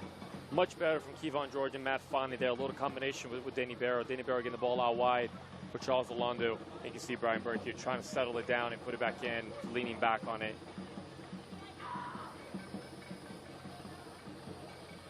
68th minute in Jacksonville. Armada and Charleston Battery. 1-1, both goals coming in the first half. Patrick Otter in the 17th minute for Jacksonville, and for Charleston, Chris Sonis scoring in the 22nd minute. Navarro gives to Burke. Charleston starting to put more bodies behind the ball. Here's Danny Barrow looking for some space. Now Sandoval. Nicolau coming forward from his left back position. Into the box for Fondy. Back out for Elandu. The Armada trying to stretch the Charleston defense here. Fondy in the box. Now back out. Ruthven comes up with an aggressive tackle. And a sub coming for Charleston Battery as Atola Guerra coming in. Trinidad and Tobago national. He'll come in. And Chris Sonis comes out. I was just going to mention Sonis' name, who's so effective in the first half, playing off of the shoulder of Mario Williams. But I think he did such a tough job defensively, just packing it in.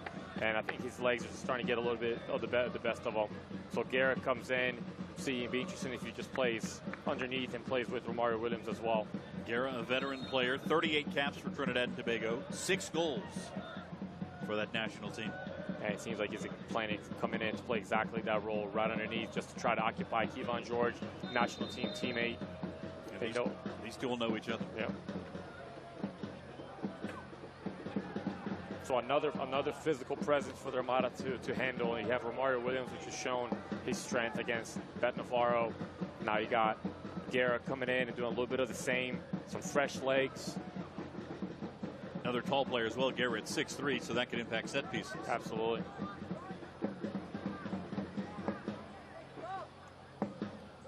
There's Justin Portillo. Started for Charleston. Into the box. Williams to the top of the box. Had an opportunity. The Armada with a chance for a counter. Sandoval sends it ahead. Barrow, though, can't get there. And you can see right away on that set piece, Garrett making his presence, challenged over the top. The ball gets loose, and Lasso just puts it back in. Really dangerous play to defend. Ball coming across the back line of the Armada. Well, this is one of those times that in the last 20 minutes of a match like this, you start to wonder tactically if experience will come into play here. Tony Miola, with all kinds of experience as a player, but hasn't coached in a tournament setting like this, where you have John Enhauser on the other side for Charleston, who Was a coach of this team in 2008 when they went all the way to the U.S. Open Cup final. Yeah, and he does come into play. Obviously, we know. Little 1-2 option, and set out by the Armada. Navarro got in front of it first. Now Fondi. Can he control it? Burke with a header. Fondi, a nice little bit of skill there. And Portillo takes it away for Charleston. Now Marini. Charleston looking more dangerous now in the last couple of minutes. Here's Marini showing the quickness, but he lost it to Patrick Otter. Burke able to keep it in and scoop it back to Otter for Jacksonville.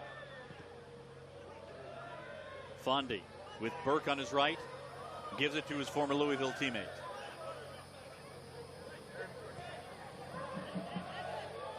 And then too heavy a touch from Fondi coming back to it. Yeah, and you wonder when the changes will come and what changes will come for the Armada as well. Coach Mack has already made one for his team. Here's Romario Williams. And the offside flag is up. Alex Dixon getting set to come in for the Armada. He'll replace Charles Ilandu. Not the substitution you might have projected in this situation. Well, when you have Jamal Johnson and Keita that played the last couple of games, have done extremely well. You understand that they're later, and you got to worry about your game on the weekend. But Alex Dixon really hasn't played much as of late. So maybe he's got the fresh legs, got a little bit of ambition to try to make a stamp on the game here. He's had some success on this field as well. Scored a goal against your JU Dolphins in the preseason. Certainly did. And has had some success against USL opposition, playing for Rochester last year, won a championship. Final 18 minutes, plus stoppage time to come here. Sandoval tried to muscle it through. Charleston able to back up to it. And Alex Dixon brings a lot of speed out on that wing. Dixon making a run. Barrow tried to get it to him. Well defended, though, by Charleston as Ferguson got to it. Yeah, you can see it right away that they're trying to utilize Alex Dixon's speed. Maybe Lasso are a little bit tired now. Ferguson. Here's Guerra. Sent it over the top. Williams will chase it down. He's got Burke in front of him. Mario Williams. 6 goals on the year. Tied for 4th in the USL.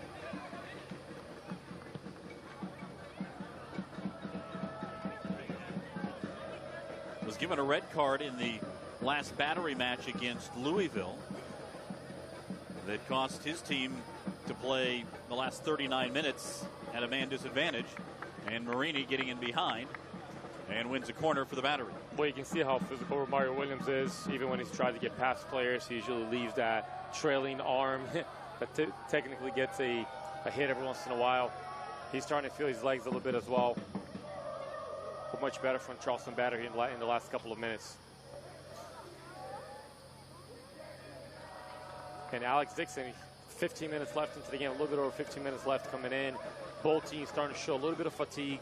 It's where you want your subs to come in and do a little bit more, call the game to himself. And really haven't seen Dixon. Beg your pardon, Mauricio. I was going to say the ball tantalizingly hanging there in the box. Charleston couldn't do anything with it. Cleared out by Jacksonville. No, and the times that Dixon has come on the field, I know Coach Miola is expecting him to do some with the speed because he's a technical player, and he just hasn't translated on to game time just yet. You come out to practice, and you see the ability that he has, and I think Coach Miola continues to give him an opportunity to step up into a role that he's capable of, that he's played in the past with Rochester, former Houston Dynamo player. He came up through the Houston Dynamo Academy. Played his college soccer in North Carolina. Here's Barrow, weaving his way through the yellow shirts. Now Otter, throw for Charleston. Barrow not quite as precise as he was in the first half. Well, and there hasn't been a whole lot of combination with players, combining with Matt Fondi, Junior Sandoval. It's been a lot of 1v1, a lot of individual kind of just give me the ball, let me run at players. And the Charleston players are just too physical. They're too fast. You got Woodbine on the left. Ferguson's too big. Hackshaw recovering from the middle. Really, individual plays in the middle of the field aren't really going to be the answer here. Dixon send one in. And Too heavy, though, for Otter. Yeah, not looking for combinations there. Dixon gets the ball in a deep position. Junior Sandoval's underneath. Matt Fondy's underneath. Those balls over the top, we saw it in the first half when they tried to utilize Matt Fondy, which has size, really just didn't come into effect that much. But when you put it on the ground and you try to find those guys and look to combine underneath, that's where the Armada found a little more success in the first half. Each side has made one substitution so far. And the Armada about ready to make another. As Cooper sends one. Burke a header. Keita has taken off his bib. So it'll be interesting to see if it comes in for Patrick Otter in the middle, which Patrick really hasn't gone 90 minutes in that center role in a while, or for Matt Fondy, which the second half really hasn't been much of an impact on the game. Keita just about ready to head to the table.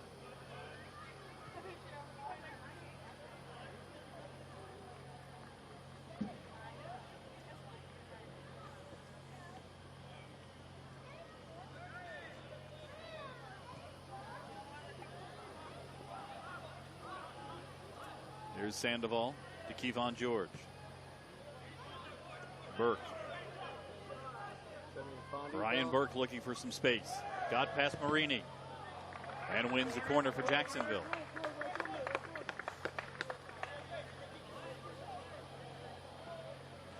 So Keita still waiting. Won't check in just yet. Corner coming for Jacksonville. Sandoval will take it.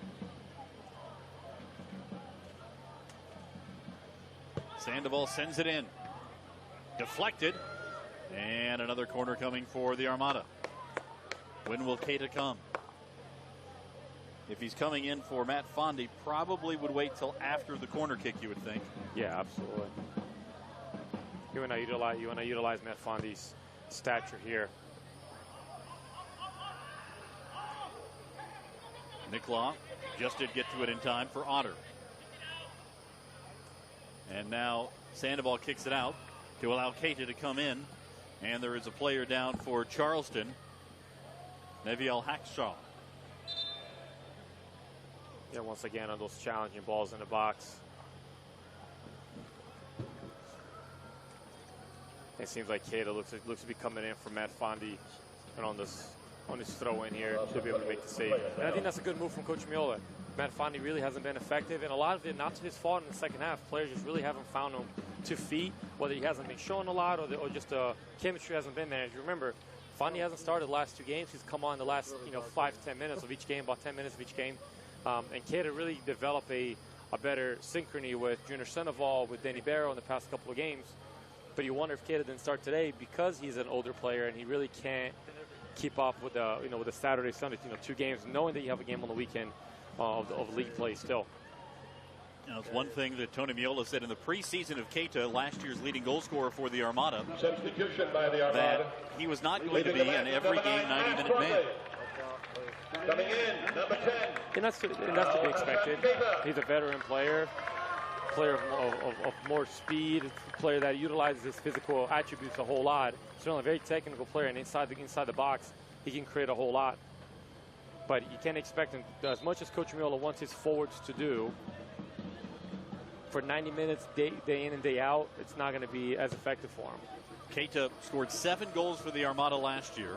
Has not scored this year, but he's had some chances, including 2 golden opportunities against Indy on Saturday that were just saved by terrific play by Indy 11. Yeah, none better than last week. I mean, John Bush made a couple good saves, and then the Indy 11 defenders backed up John Bush when he's still able to get past him, making the save nearly off the line. Marco Franco was in the right place at the right time to save a little toe poke after Keita had shown a terrific amount of skill to bring down a tricky ball in the box. So Keita, the center forward spot. He loves to be in the middle of the park. Right now he and Danny Barrow playing up high with Dixon on the wing as well. Yeah, it seems like Danny Barrow and Alex Dixon switch here when Keita came on. Coach Miola sent instructions to send Danny Barrow to the left and Alex Dixon to the right. Really more comfortable for Alex Dixon with his speed. He's not really a player that's going to cut in and shoot. He's more of a end line kind of player, so get him comfortable on the right-hand side. Ruthven. Nicola. Looking like he's got fresh legs. Tripped over it by Keita. Now back the other way on the counter. Here's Romario Williams. Two Armada defenders racing back. Ruthven and Navarro. Williams in the box. Centers it in and sent over the top by Michael Chang. Boy, that is exactly the kind of goal that you have to think that John Anhauser was looking for. That kind of counter here late on the road. It is, and that's kind of why he plays his team nice and tucked in, keep it nice and compact. And when you have players like Garrett and Williams that can go off on a counterattack as fast as they did, there's no reason why he wouldn't utilize it like that. And Romario Williams, once again, just continues to make himself as a presence on the field, cutting the ball back and finding the trailing player. Justin Portillo there wasn't able to finish the Garrett layoff.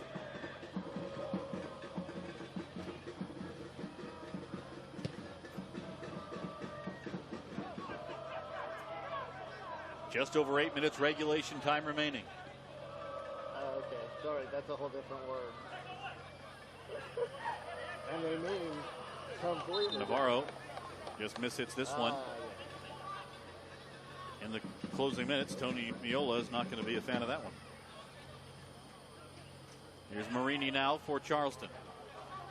Gets it to Williams, getting physical with Beto Navarro. Burke comes in support, as does Dixon. Williams just wards him off with his shoulder. No, and Kevin Terry Jr. got that wrong. It was nice and healthy combating to the very end into Romario Williams. Swung late. There's nothing wrong with that challenge there from Alex Dixon. They're both going at it. They're both being physical. Neither one of them was doing anything wrong until the very end when Romario Williams actually kept the ball. And Kevin Terry has had a couple moments in his game where he's been a little bit questionable which direction the physicality went.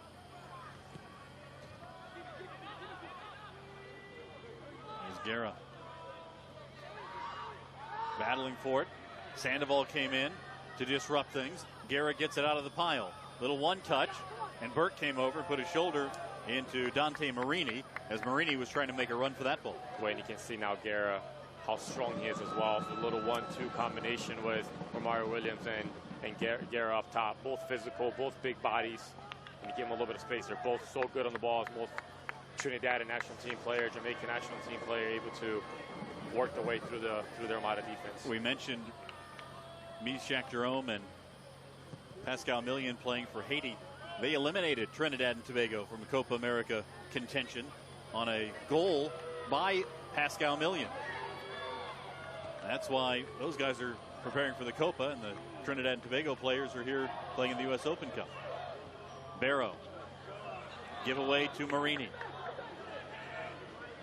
Boy, Meshack Jerome makes a difference on this field with the two forwards that Charleston Battery have on the field right now. They're so physical, they're so strong, and Beto Navarro has done a good job. He can see kind of where the struggle is when he goes against Romario Williams. It's such a physical presence. You got to imagine that Meshack Jerome, that matchup would have been really good. Entertaining, to say the least. Navarro to Keita. A header for Junior Sandoval. Sandoval looking for some space in the box. Otter couldn't get to it in time. And a counter opportunity for Charleston.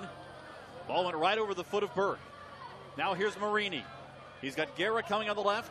Feeds it to him. 85th minute in Jacksonville. 1-1. Guerra with Navarro in front of him. Keeps possession. And then couldn't connect with Marini, who was off on the wrong foot. Yeah, Marini was just waiting for Guerra to hold on to the ball for a little bit longer until he got out wide. But if you go back to the Armada offense there, much better from Junior Sandoval and Keita, trying to get a little combination. Junior Sandoval looking for that shot, but the Battery defense continues to lasso in Ferguson, just continue to be nice and tight, not giving up a whole lot of shots from the outside.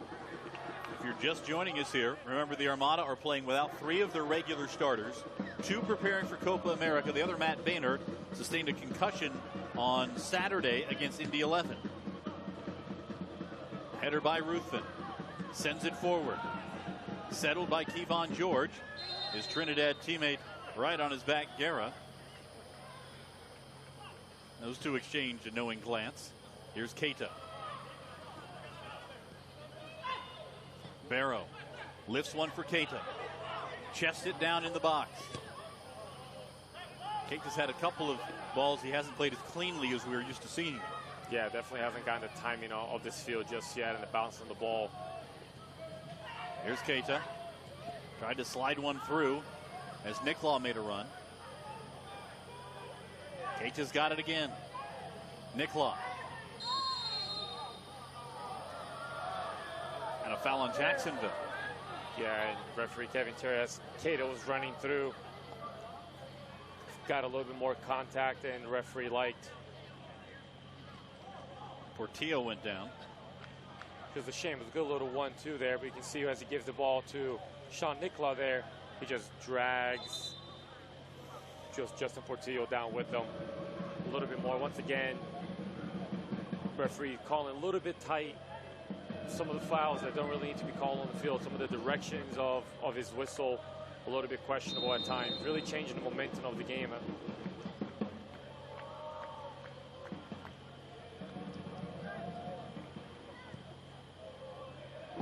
But you can see with Keita on the field, the players are looking to play off of his feet because they know he can handle the ball in tight spaces. They can look for him.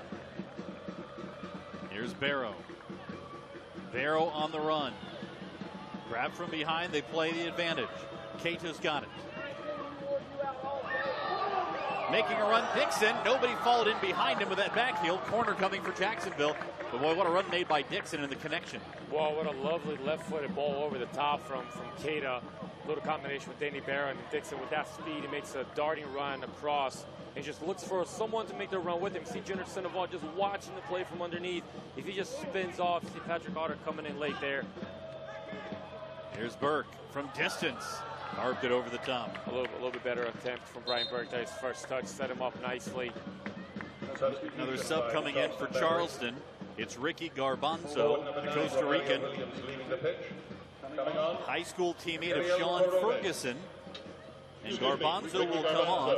Number 17, Ricky And you would think that he'd be nicknamed something like the Bean, but it's nicknamed Tricky Ricky. Tricky Ricky.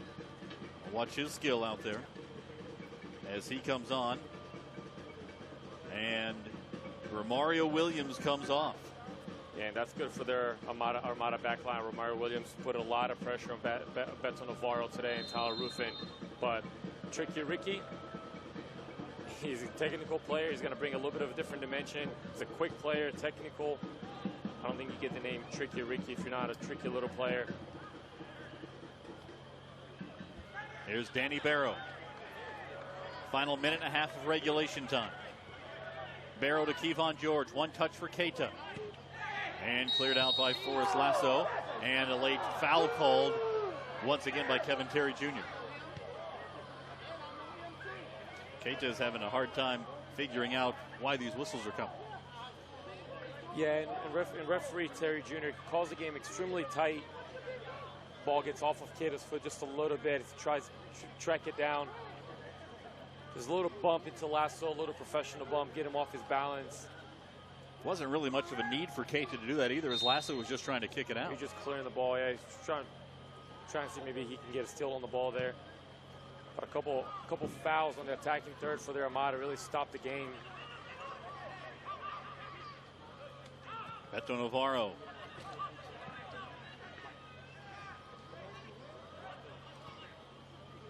This one chipped ahead for Guerra. With Navarro on his heel. And Ruthven with a clearance for Jacksonville.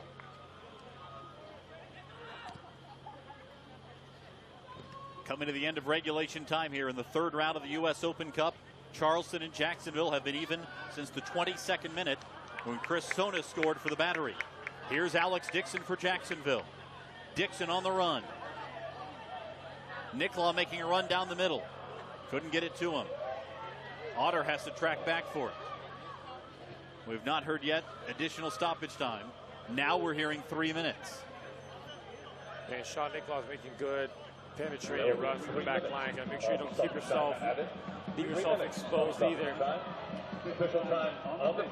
Long ball played ahead.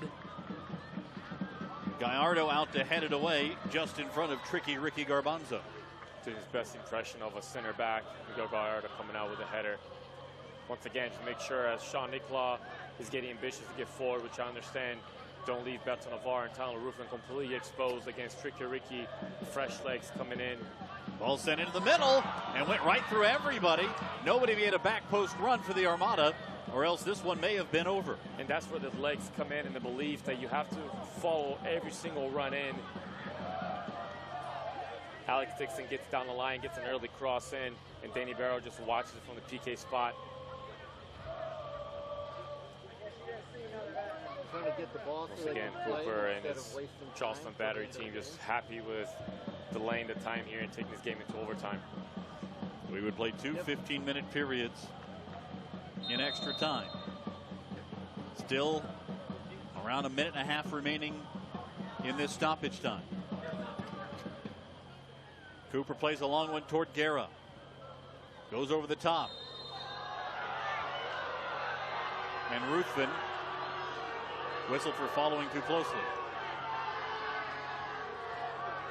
Tony Miola can't believe it.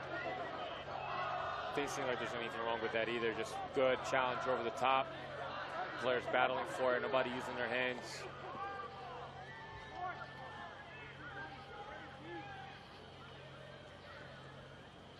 The battery gets another dangerous opportunity in the last minutes of the second half. Good job. Miola shouting instructions from the Armada bench. Here's Portillo with a free kick. Whips this one into the box. And cleared out by Jacksonville.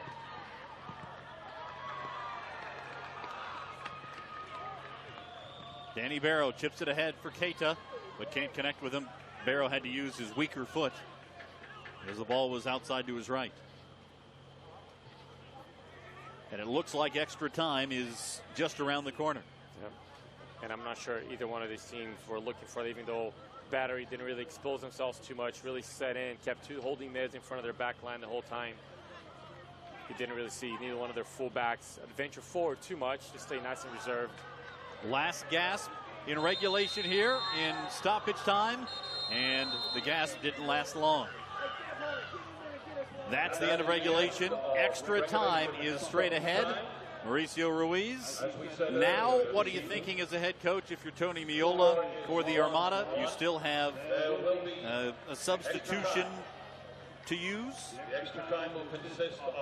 How do you manage these two 15-minute periods? Yeah, now one mistake can literally cost you the game. And now it's not golden goal. They got to play both 15, so you still have 30 minutes of soccer to play. So you don't want to all of a sudden just try to win the game in the first minute of overtime.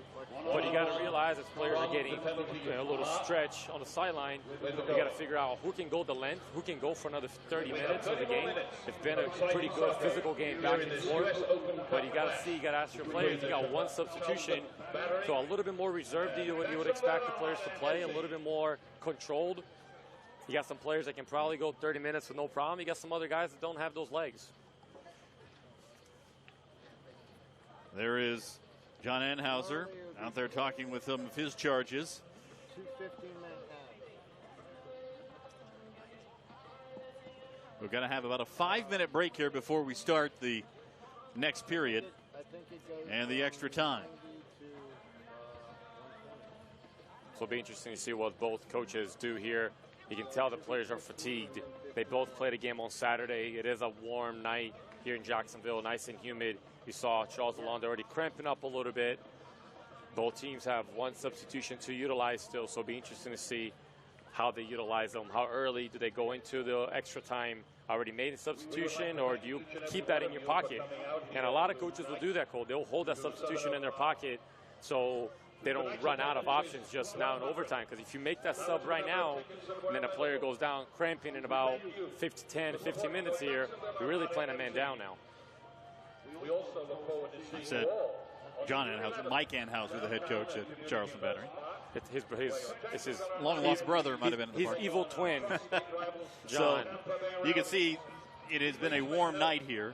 Guys are trying to stretch get loose.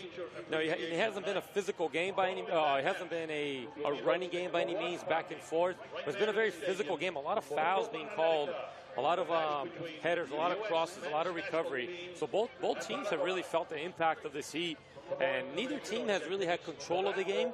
Neither team has really bounced the ball side to side and kept possession or good possession for the majority of the time. So that really takes an impact on the flow of the game. You know, if the Armada were just holding possession and Charleston was just defending the whole time, but the Armada didn't really find positive possession for the good majority of the game. They came in just in very small spurts. Well, you saw a moment ago Tony Meola kind of pointing Danny Barrow over to the bench. Barrow took off his shirt. I don't know if he's just getting a fresh shirt or whether a substitution is going to be made here. But Barrow might be one who could be subbed out here when you start talking about needing fresh legs. Meola saying that he really wasn't 90 minutes fresh just yet, and if he's not 90 minutes fresh, he's probably not going to be 120 minutes fresh. Well, then you look at Patrick Otter as well. He hasn't played that many minutes in recent time.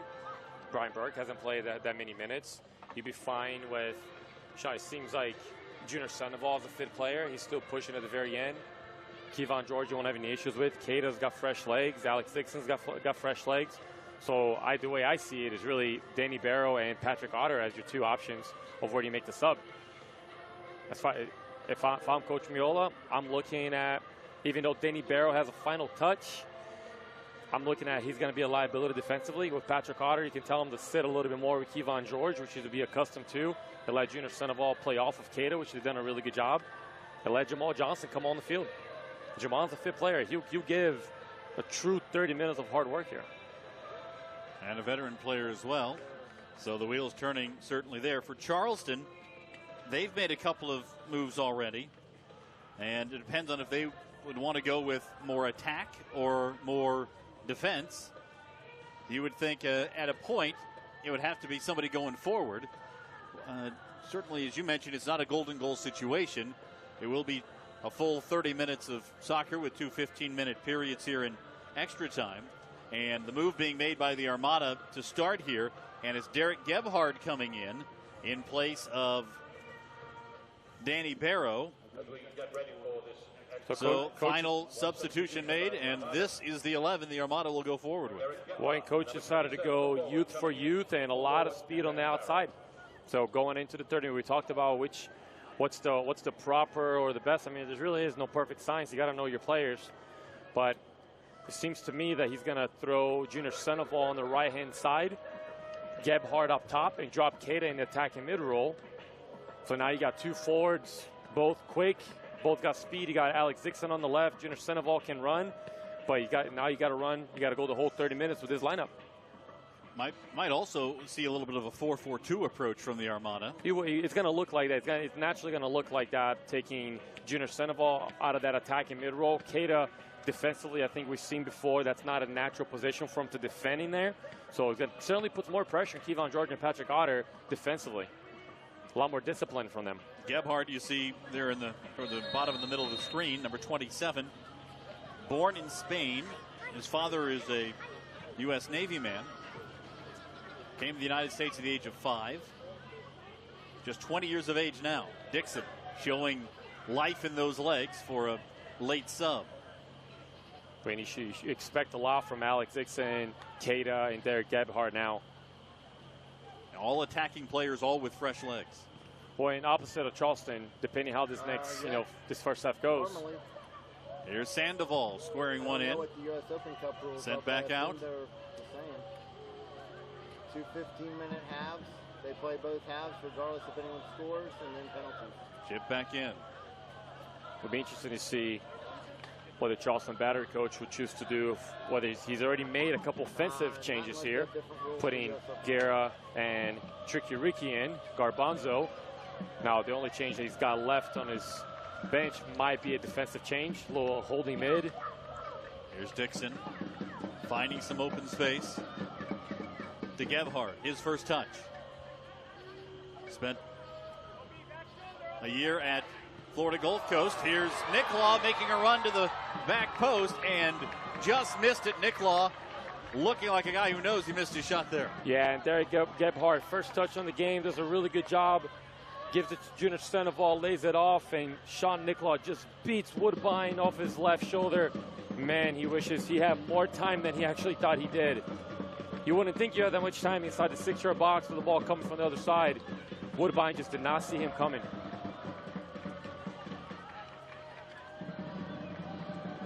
It's good from Derek Gebhardt and Alex Dixon already in the game. They both of them have to take charge. I know Derek Gebhardt is a young player, but he's got fresh legs, and this is why Coach Miola makes a change. Marini, a little bit of a heavy touch there. Gives it away to Beto Navarro. Now Sandoval. Long ball with Dixon on the run out front. Couldn't quite settle it. Gebhardt racing toward it. Needed another half step before he got there. Well, and that's the final touch that you're expecting one of your forward players to have. Beautiful run, beautiful ball through. All you got to do is settle that ball down, and you have a shot on top of the box. Gebhardt now coming wide. Waiting for reinforcements. Here's Keita. Tried to squeeze one back to Gebhardt, making a parallel run, and Charleston intercept. Here's Garbanzo. Couldn't keep possession in midfield. Just underway in extra time. First ever extra time game in Jacksonville Armada history. Of course, in the regular season, you're not going to get extra time opportunities. And in their one and only U.S. Open Cup match last year, they lost in Richmond in regulation time. Here's Dixon. You can really see the life in his legs right now. Sandoval. Keita. Tried to get it to Burke. Intercepted, though, by Charleston. Then Sandoval stepped in front of one and limited the counterattack. And once again, you see Charleston not really changing anything, just playing off of the counterattack. Now the difference is they don't have number 9 Williams up top anymore. They got 17 Garbanzo. Different type of player. Guerra still underneath playing the number 10 role, just picking up any second balls. Garbanzo, you can tell when the ball gets to his feet, very tricky player. Not really someone that's going to beat you with pace over the top, though. So you approve of the Tricky Ricky nickname? Tricky Ricky. I haven't seen a lot of trickery just yet, but I'm waiting for it. Here's Burke. Making a loping run down the side. Those long strides for the Californian. Otter, slide tackle in midfield. Guerra comes away with it. Ahead to Marini. He's on the run. Navarro coming back. This one sent in, easily handled by Gallardo.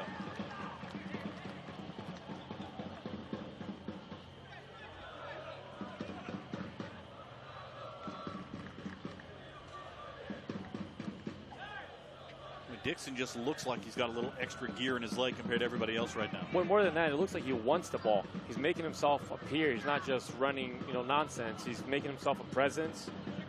Here's Michael Chang. Easily sent back out by Navarro.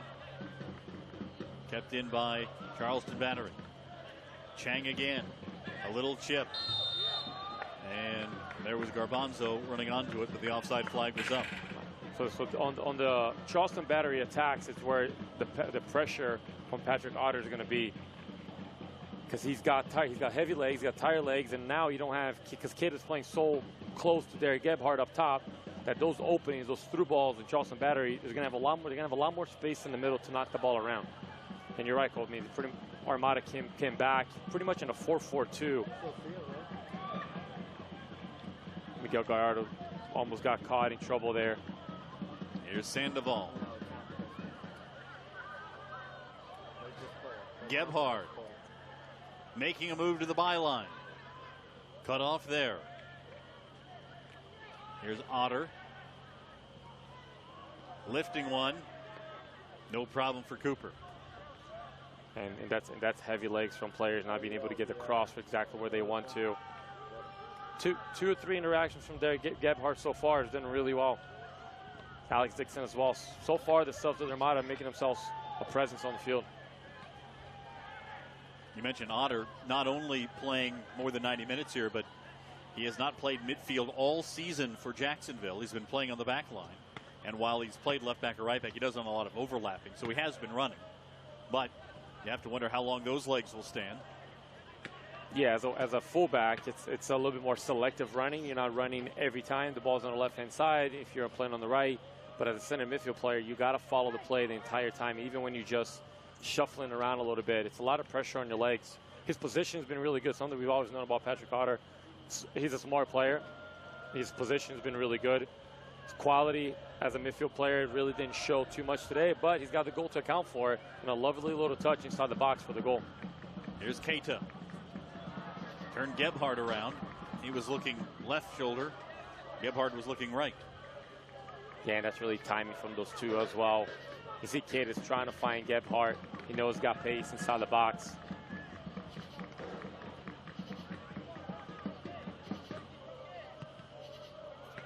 Cooper hit one along the ground.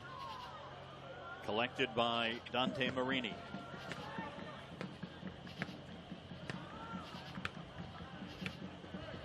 Now the giveaway. Kevon George with it. Dixon on a sprint. Cuts it in. Alex Dixon taken down to the box. And no whistle on that one. Well, see, Terry Jr. was right there. He told Dixon maybe he didn't see a whole lot of contact, but it looked like a whole lot of traffic. You'll see there, nice little cut through. And as he clips, if there's a better angle that shows that that wasn't a PK call, I'd like to see, but that looked like a whole lot of contact from Ferguson there as Dixon just cut him underneath. Tony Meola is saying something along the lines of all the easy touch fouls that have been called, and that one wasn't. Yeah, so now that's when the referee's got to have personality. He wants to call all the touch fouls during the game, wants to control the game, but then when you have to make a tough call in overtime, you got to blow your whistle. The whistle does work in overtime as well. Nicola redirects one. Gebhardt pushed from behind. Ferguson in there. Headed back by Ruthven. The view that we had is the same view that he had, and certainly it's a lot faster in his view, and he's got to make the decision where we have the ability to just criticize up from up here. But the view that we had is the same exact one. It looked like Ferguson did get a touch on Dixon. Here's Gebhardt. Now for Keita. Keita in the box. Save made by Cooper. What a big save by Odisdale Cooper. And right when you think Cooper is just out of position, out of shape a little bit, unorthodox with his technique, he just comes out and he's got a wingspan, just covers a lot of that angle from Keita. Great little ball from Gebhardt there. And Cooper just comes out and you can see he's stretching out his arms and just paws the ball out of the net. Corner comes into Keita. Back to Sandoval. He'll chip one. Back post. Header by George went the other way. Settled by Alex Dixon. Back to Sean Nicola. Armada trying to find one here. Nicola sends one in. Got through everybody and hopped into the hands of Cooper. And you see not enough recirculation of the Armada runs as the ball comes back to Nicola. Everyone from the Armada players, a lot of numbers in there, but they really have to recirculate for phase two of that play. The Armada, just as they did in the early stage of this ball game, had all kinds of opportunities in the first 15 minutes, finally broke through at the 17-minute mark. First 9 minutes plus in extra time, the Armada have had the better chances. And now Hackshaw pushes down Gebhardt and gets the derisive cheer from the Armada faithful. Boy, Gebhardt, Dixon got to be feeling pretty good about themselves. They've been super active here in the first 10 minutes of overtime. Keep finding those guys the ball. Let them come find the game. With their speed, they're starting to wear out Ferguson and Lasso, and eventually another opportunity like Dixon had to create another PK. There's a makeup call here in this game, Cole. Here's Keita to Gebhardt. Couldn't get a turn on it. Physical play just inside the box that time. See, and much like the beginning of the game in the first half, those balls to feet, a little combination on top of the box were working, and the Armada were doing a good job when they played Matt Fondy. Now Keita. Navarro. Back to Sandoval.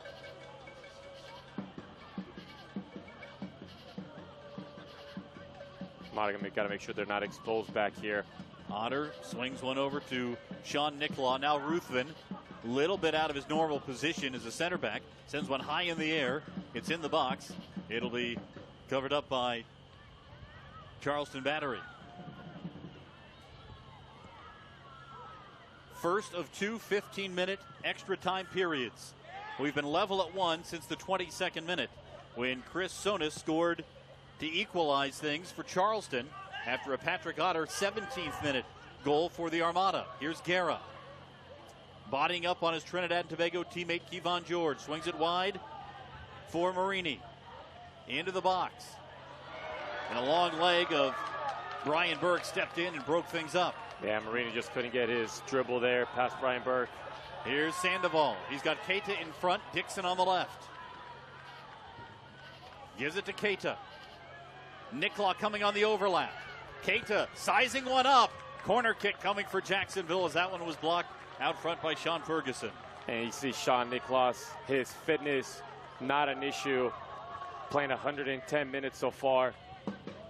100 minutes at this point, and just getting around, and Keita just tries to use the distraction of Sean Nicola overlapping, get the shot off.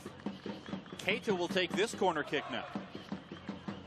Sandoval was taking them earlier when Keita was not in the contest.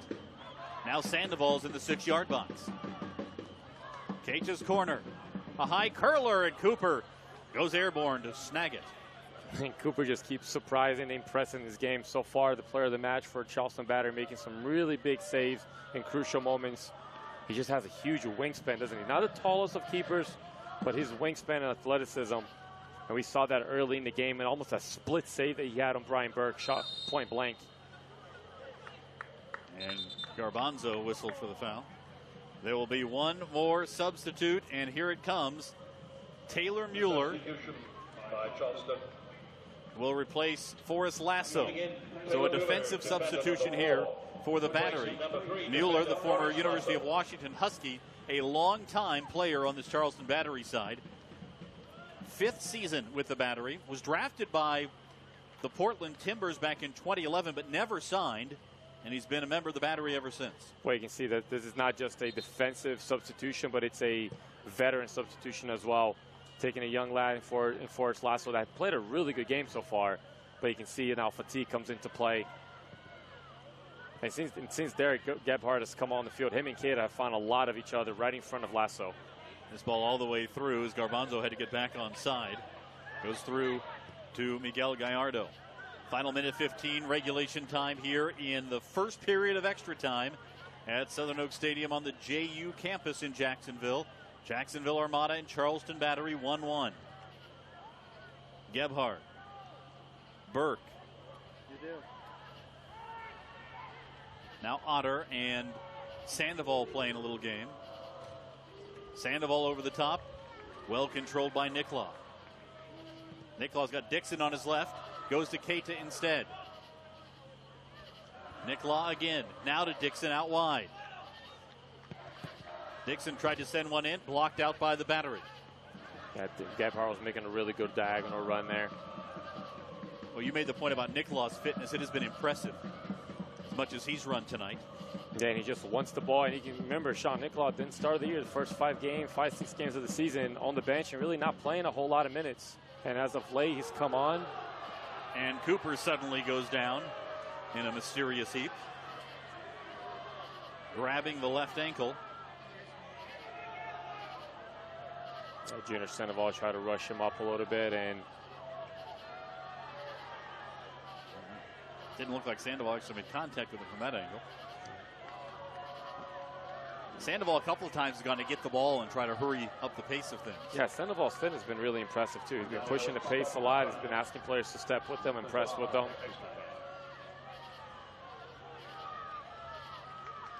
I like to see a little bit. Alex Dixon has been good, but he's such a speedster. He gets in behind so well. I like to see Sandoval drop on the left-hand side. First period of extra time has come to an end. Still 1-1, Jacksonville and Charleston.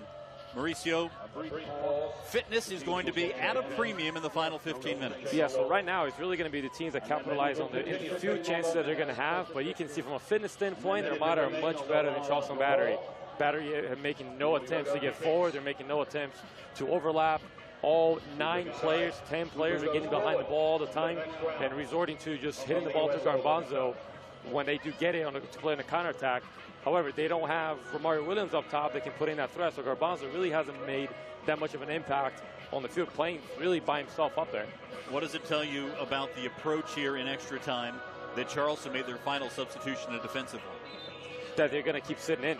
That they're not going to make any secrets about it. They're going to continue to play here in the second half of overtime the same exact way that they're playing. They played in the first, and really for a good portion of the game. Just sit in, just take in a whole lot of heat. They have a hot goalkeeper in Cooper making a lot of big saves, and their Armada's got to continue to do what they're doing and just have better calmness and better resolution there in the final third. A little more composure. But there, Gebhard, Alex Dixon, Junior Sandoval, and Keita, is really going to be up to them. Because the back line and midfield are going to keep doing what they can. But those four up there really got to put those chances away when they come. Tony Meola won't have any more subs to make. All three subs on both sides. Looking at the scoreboard right now around the North American Soccer League with U.S. Open Cup matches, the only situation where the NASL is not leading, Miami trailing Wilmington 2-1 right now. Everywhere else it's either even or the NASL has the lead. New York Cosmos leading Jersey 2-0. Tampa Bay Rowdies leading Cincinnati 1-0. Carolina and Charlotte 0-0. Indy leading Louisville 2-1. St. Louis and Minnesota 0-0. And OKC, Oklahoma Energy, are just underway 0-0 there.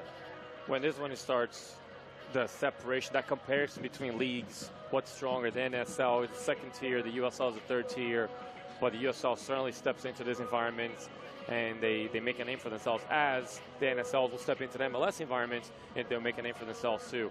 Because it's a one out, right? So it's not really a comparison in quality, it's really more a comparison who's good on the day. And soccer is such a relative sport at times, not very objective if you just play one game in and one game out. I'll mention as well that Tyler Ruthven said he was really discovered by New York Red Bulls because of the U.S. Open Cup. He had his chance to play in the MLS because of this tournament. Well, I guarantee there's a lot of that going on this week. And when they get into the MLS rounds as well, a lot of players will get discovered by the higher tier teams that played well against them. Probably happened as well with some of the 4th Division teams playing against USL clubs. Well, I'd be surprised if Charleston Battery didn't ask for a couple of the players' names for the Villages. Last time they played, it was a 2-2 game, went to overtime. Villages really had the better chances.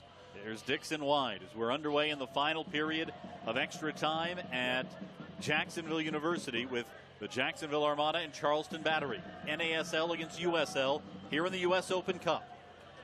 Sandoval. Kevon George. Now Keita. Keita moves into the box. Swears one in. Gebhard was in the area, but it was kicked away by Ferguson. A good turn there from Keita. A little bit surprised. Burke kept this one in. Right along the corner. George heads it back. Charleston can't get it out of their own end right now. Yeah, I think Keita was a little bit surprised that when he turned, there were no highlight jerseys around him. And he was able to go and take it to the touchline and get a cross in. I think everyone else was, and Alex Dixon got there a little bit late. Just get the feeling here that if Charleston's going to score, it's going to be on a counter. For Jacksonville, it's going to be in the run of play. Gebhard looking for some space. Comes wide. Now Burke. Lifts one. Back post. Cooper there all alone to grab it. And those second chance balls, they come out, and you have a lot of Armada players in the box. You really got to find a header there. You got to give an opportunity for those runners to get on the end of it. Long one ahead. There's Garbanzo trying to push his way through Tyler Ruthven. Ruthven didn't give an inch. Yeah, a little bit too close there. So you want to see Miguel Gallardo come out a little bit more aggressive there, whether he comes out on top of the box and grabs onto it. Dixon backheel. Keita in the box. Keita scores. The Armada up 2-1 in extra time. And right when you thought the Armada had a chance there, when Miguel Gallardo almost gave up something, they go on a counterattack, which is not typical to the Armada. They're usually a possession-creating chance teams, but they go off the counterattack. And a lovely ball from Alex Dixon. And Keita just gets right through. And this is the one ball that Cooper could not keep out of the net. And the goal scorer is back for the Armada. Keita, number 10, puts the Armada up 2-1 in overtime. First goal in any competition for Keita this year for the Armada after he led the squad in goals last year. Keita with the goal. And what a moment. Take another look at it from behind. Yeah, and this way, see, Keita's seen Cooper several times opening up his big wingspan. So this time he puts it right underneath him. Now that's a goal scorer's goal code. That's understanding that the goalkeeper covers the angles around him really, really well. So this time he just slots it right underneath. That's a true goal scorer's goal. Well, you know that Keita, he looked pretty cool and collected when he delivered it in afterwards, but he has been aching for a goal for the longest time this year with so many opportunities, and he scored a very professional goal there to give the Armada the 2-1 lead. Yeah, Navarro heads this one away. And so far, a well-deserved lead in overtime here. So now you're going to see the Battery, which they have ability. They have to come out now. They have to play a little bit stronger. It'll be interesting to see what they approach here for the Charleston Battery. If they leave themselves exposed, it'll be really important for the Armada now to just sit in a little bit more, just clear the chances up. Play Gebhardt over the top.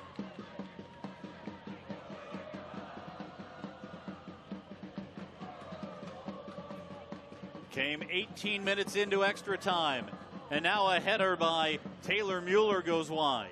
And you can see Mueller now just came on. He's got a little bit of spring to his legs as well. Be really important now for the Armada to not give up set pieces around the goal, any long throws. And 108 minutes into this one.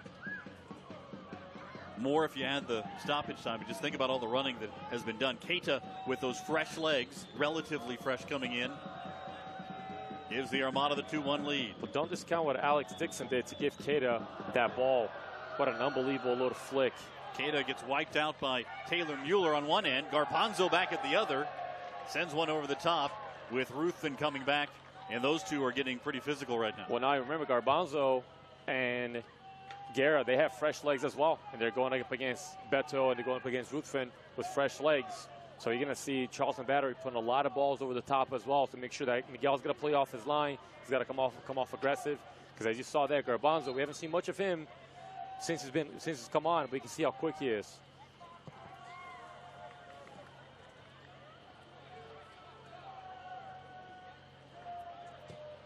Charleston's going to have to be a little more aggressive here in the final 10 minutes of extra time. We'll see if the Armada can take advantage. A 2-1 Jacksonville lead on the goal by Keita in extra time. So now either Keita or Derek Gebhardt, you got to drop in a little bit and help with Patrick Carter and Kevon George at the attacking midfield role. Here's Sandoval. Keita out in front. Gebhardt making a run as well. Gebhardt to the byline. Can't do anything with it. Here's Marini back the other way for Charleston.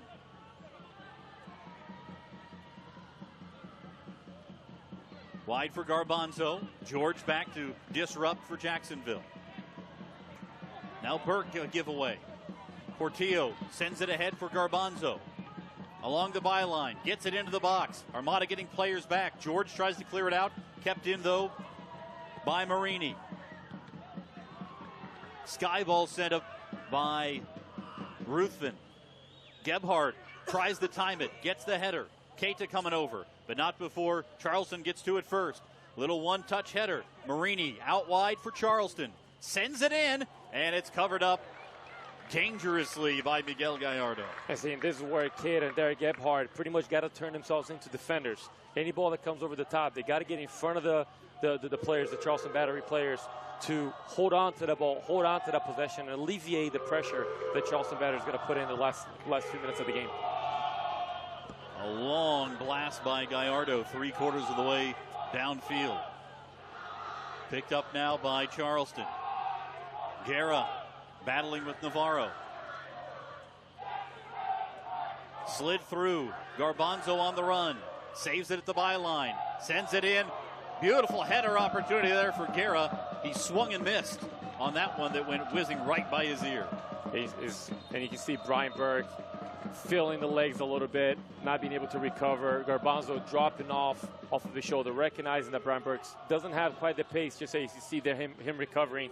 He forces Tyler Ruffin to have to come out, and then you leave your center backs and your back players exposed. Notice it was Sean Nicklaw, the left back, who would come down to the back post to cover that. Yeah, naturally, if your fullback, your right fullback gets beat over the top, then everyone has to slide one across, and that's really when you create the mismatches inside the box. Sandoval trying to control it. Instead, it's Charleston. Final 7 minutes here. Extra time in Jacksonville in the U.S. Open Cup. Marini. He's done a lot of running for the Battery tonight. He certainly has. He's been very influential. Early in the game, I thought Chang was going to be a determining player for him. He's been really quiet since they've just set in for a lot of times. But Marini, every time he's gotten the ball, it looks like something really positive can happen.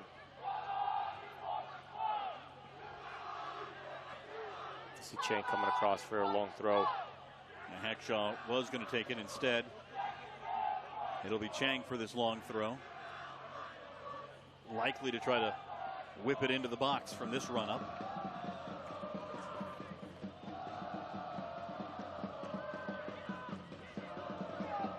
Marini again.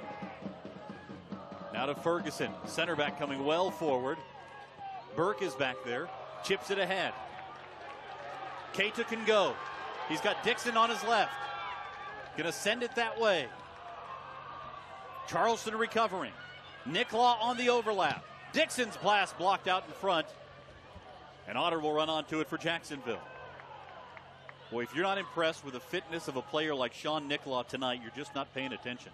Right, and his quality has been superb as well. But you're looking at, you're playing almost a second. Here's Dixon. Swings it through. Keita, does he have a second? Blocked once by Cooper. And the offside flag is up. And you can see all the players after they make a run at this late stage into the game, how tired they are. They can't really recover anymore. It's really important for the Armada now to be able to keep possession, a goal. Let's take another look at that game-changing goal by Keita. Boy, and you can see there as the center back stepped up, really left Keita on sides. Very, very tight line there. The linesman saw it as a positive play. As a player, as a center back, I think it was Ferguson stepped into Dixon, really allowed the interaction to change. It seems to be from that angle, too tight to call, but what a lovely ball from Alex Dixon. Gallardo sends a long one forward, chested down by Mueller. Less than 5 minutes time remaining here, maybe a moment or two of stoppage time. Much better from Keita. They're helping out on the defensive side. Charleston Battery getting numbers forward, keeping the ball a little bit more. Here's Hackshaw. Now Marini. Wide on the wing to Guerra. Hackshaw. Marini again. And Marini looked like a tired move there. Burke held his ground and able to take it away. Yeah, much better here from the Armada. Not just trying to string when you're forwards over the top, but if you're allowed to keep possession a little bit, kill this game with possession. But you're right, Cole. Marini just try to put a move on Burke. And Burke is super tired as well. Probably said thank you that you didn't go too far. He really just extended his leg out there, and both players just giving everything they have. Yvonne George. Now to Burke. Armada less than 4 minutes away from advancing in the U.S. Open Cup. Onside for Keita. Keita will take it toward the flag. Now for Sandoval. These two well-traveled veterans playing a game of keep away right now. Keita all the way back to Ruthven.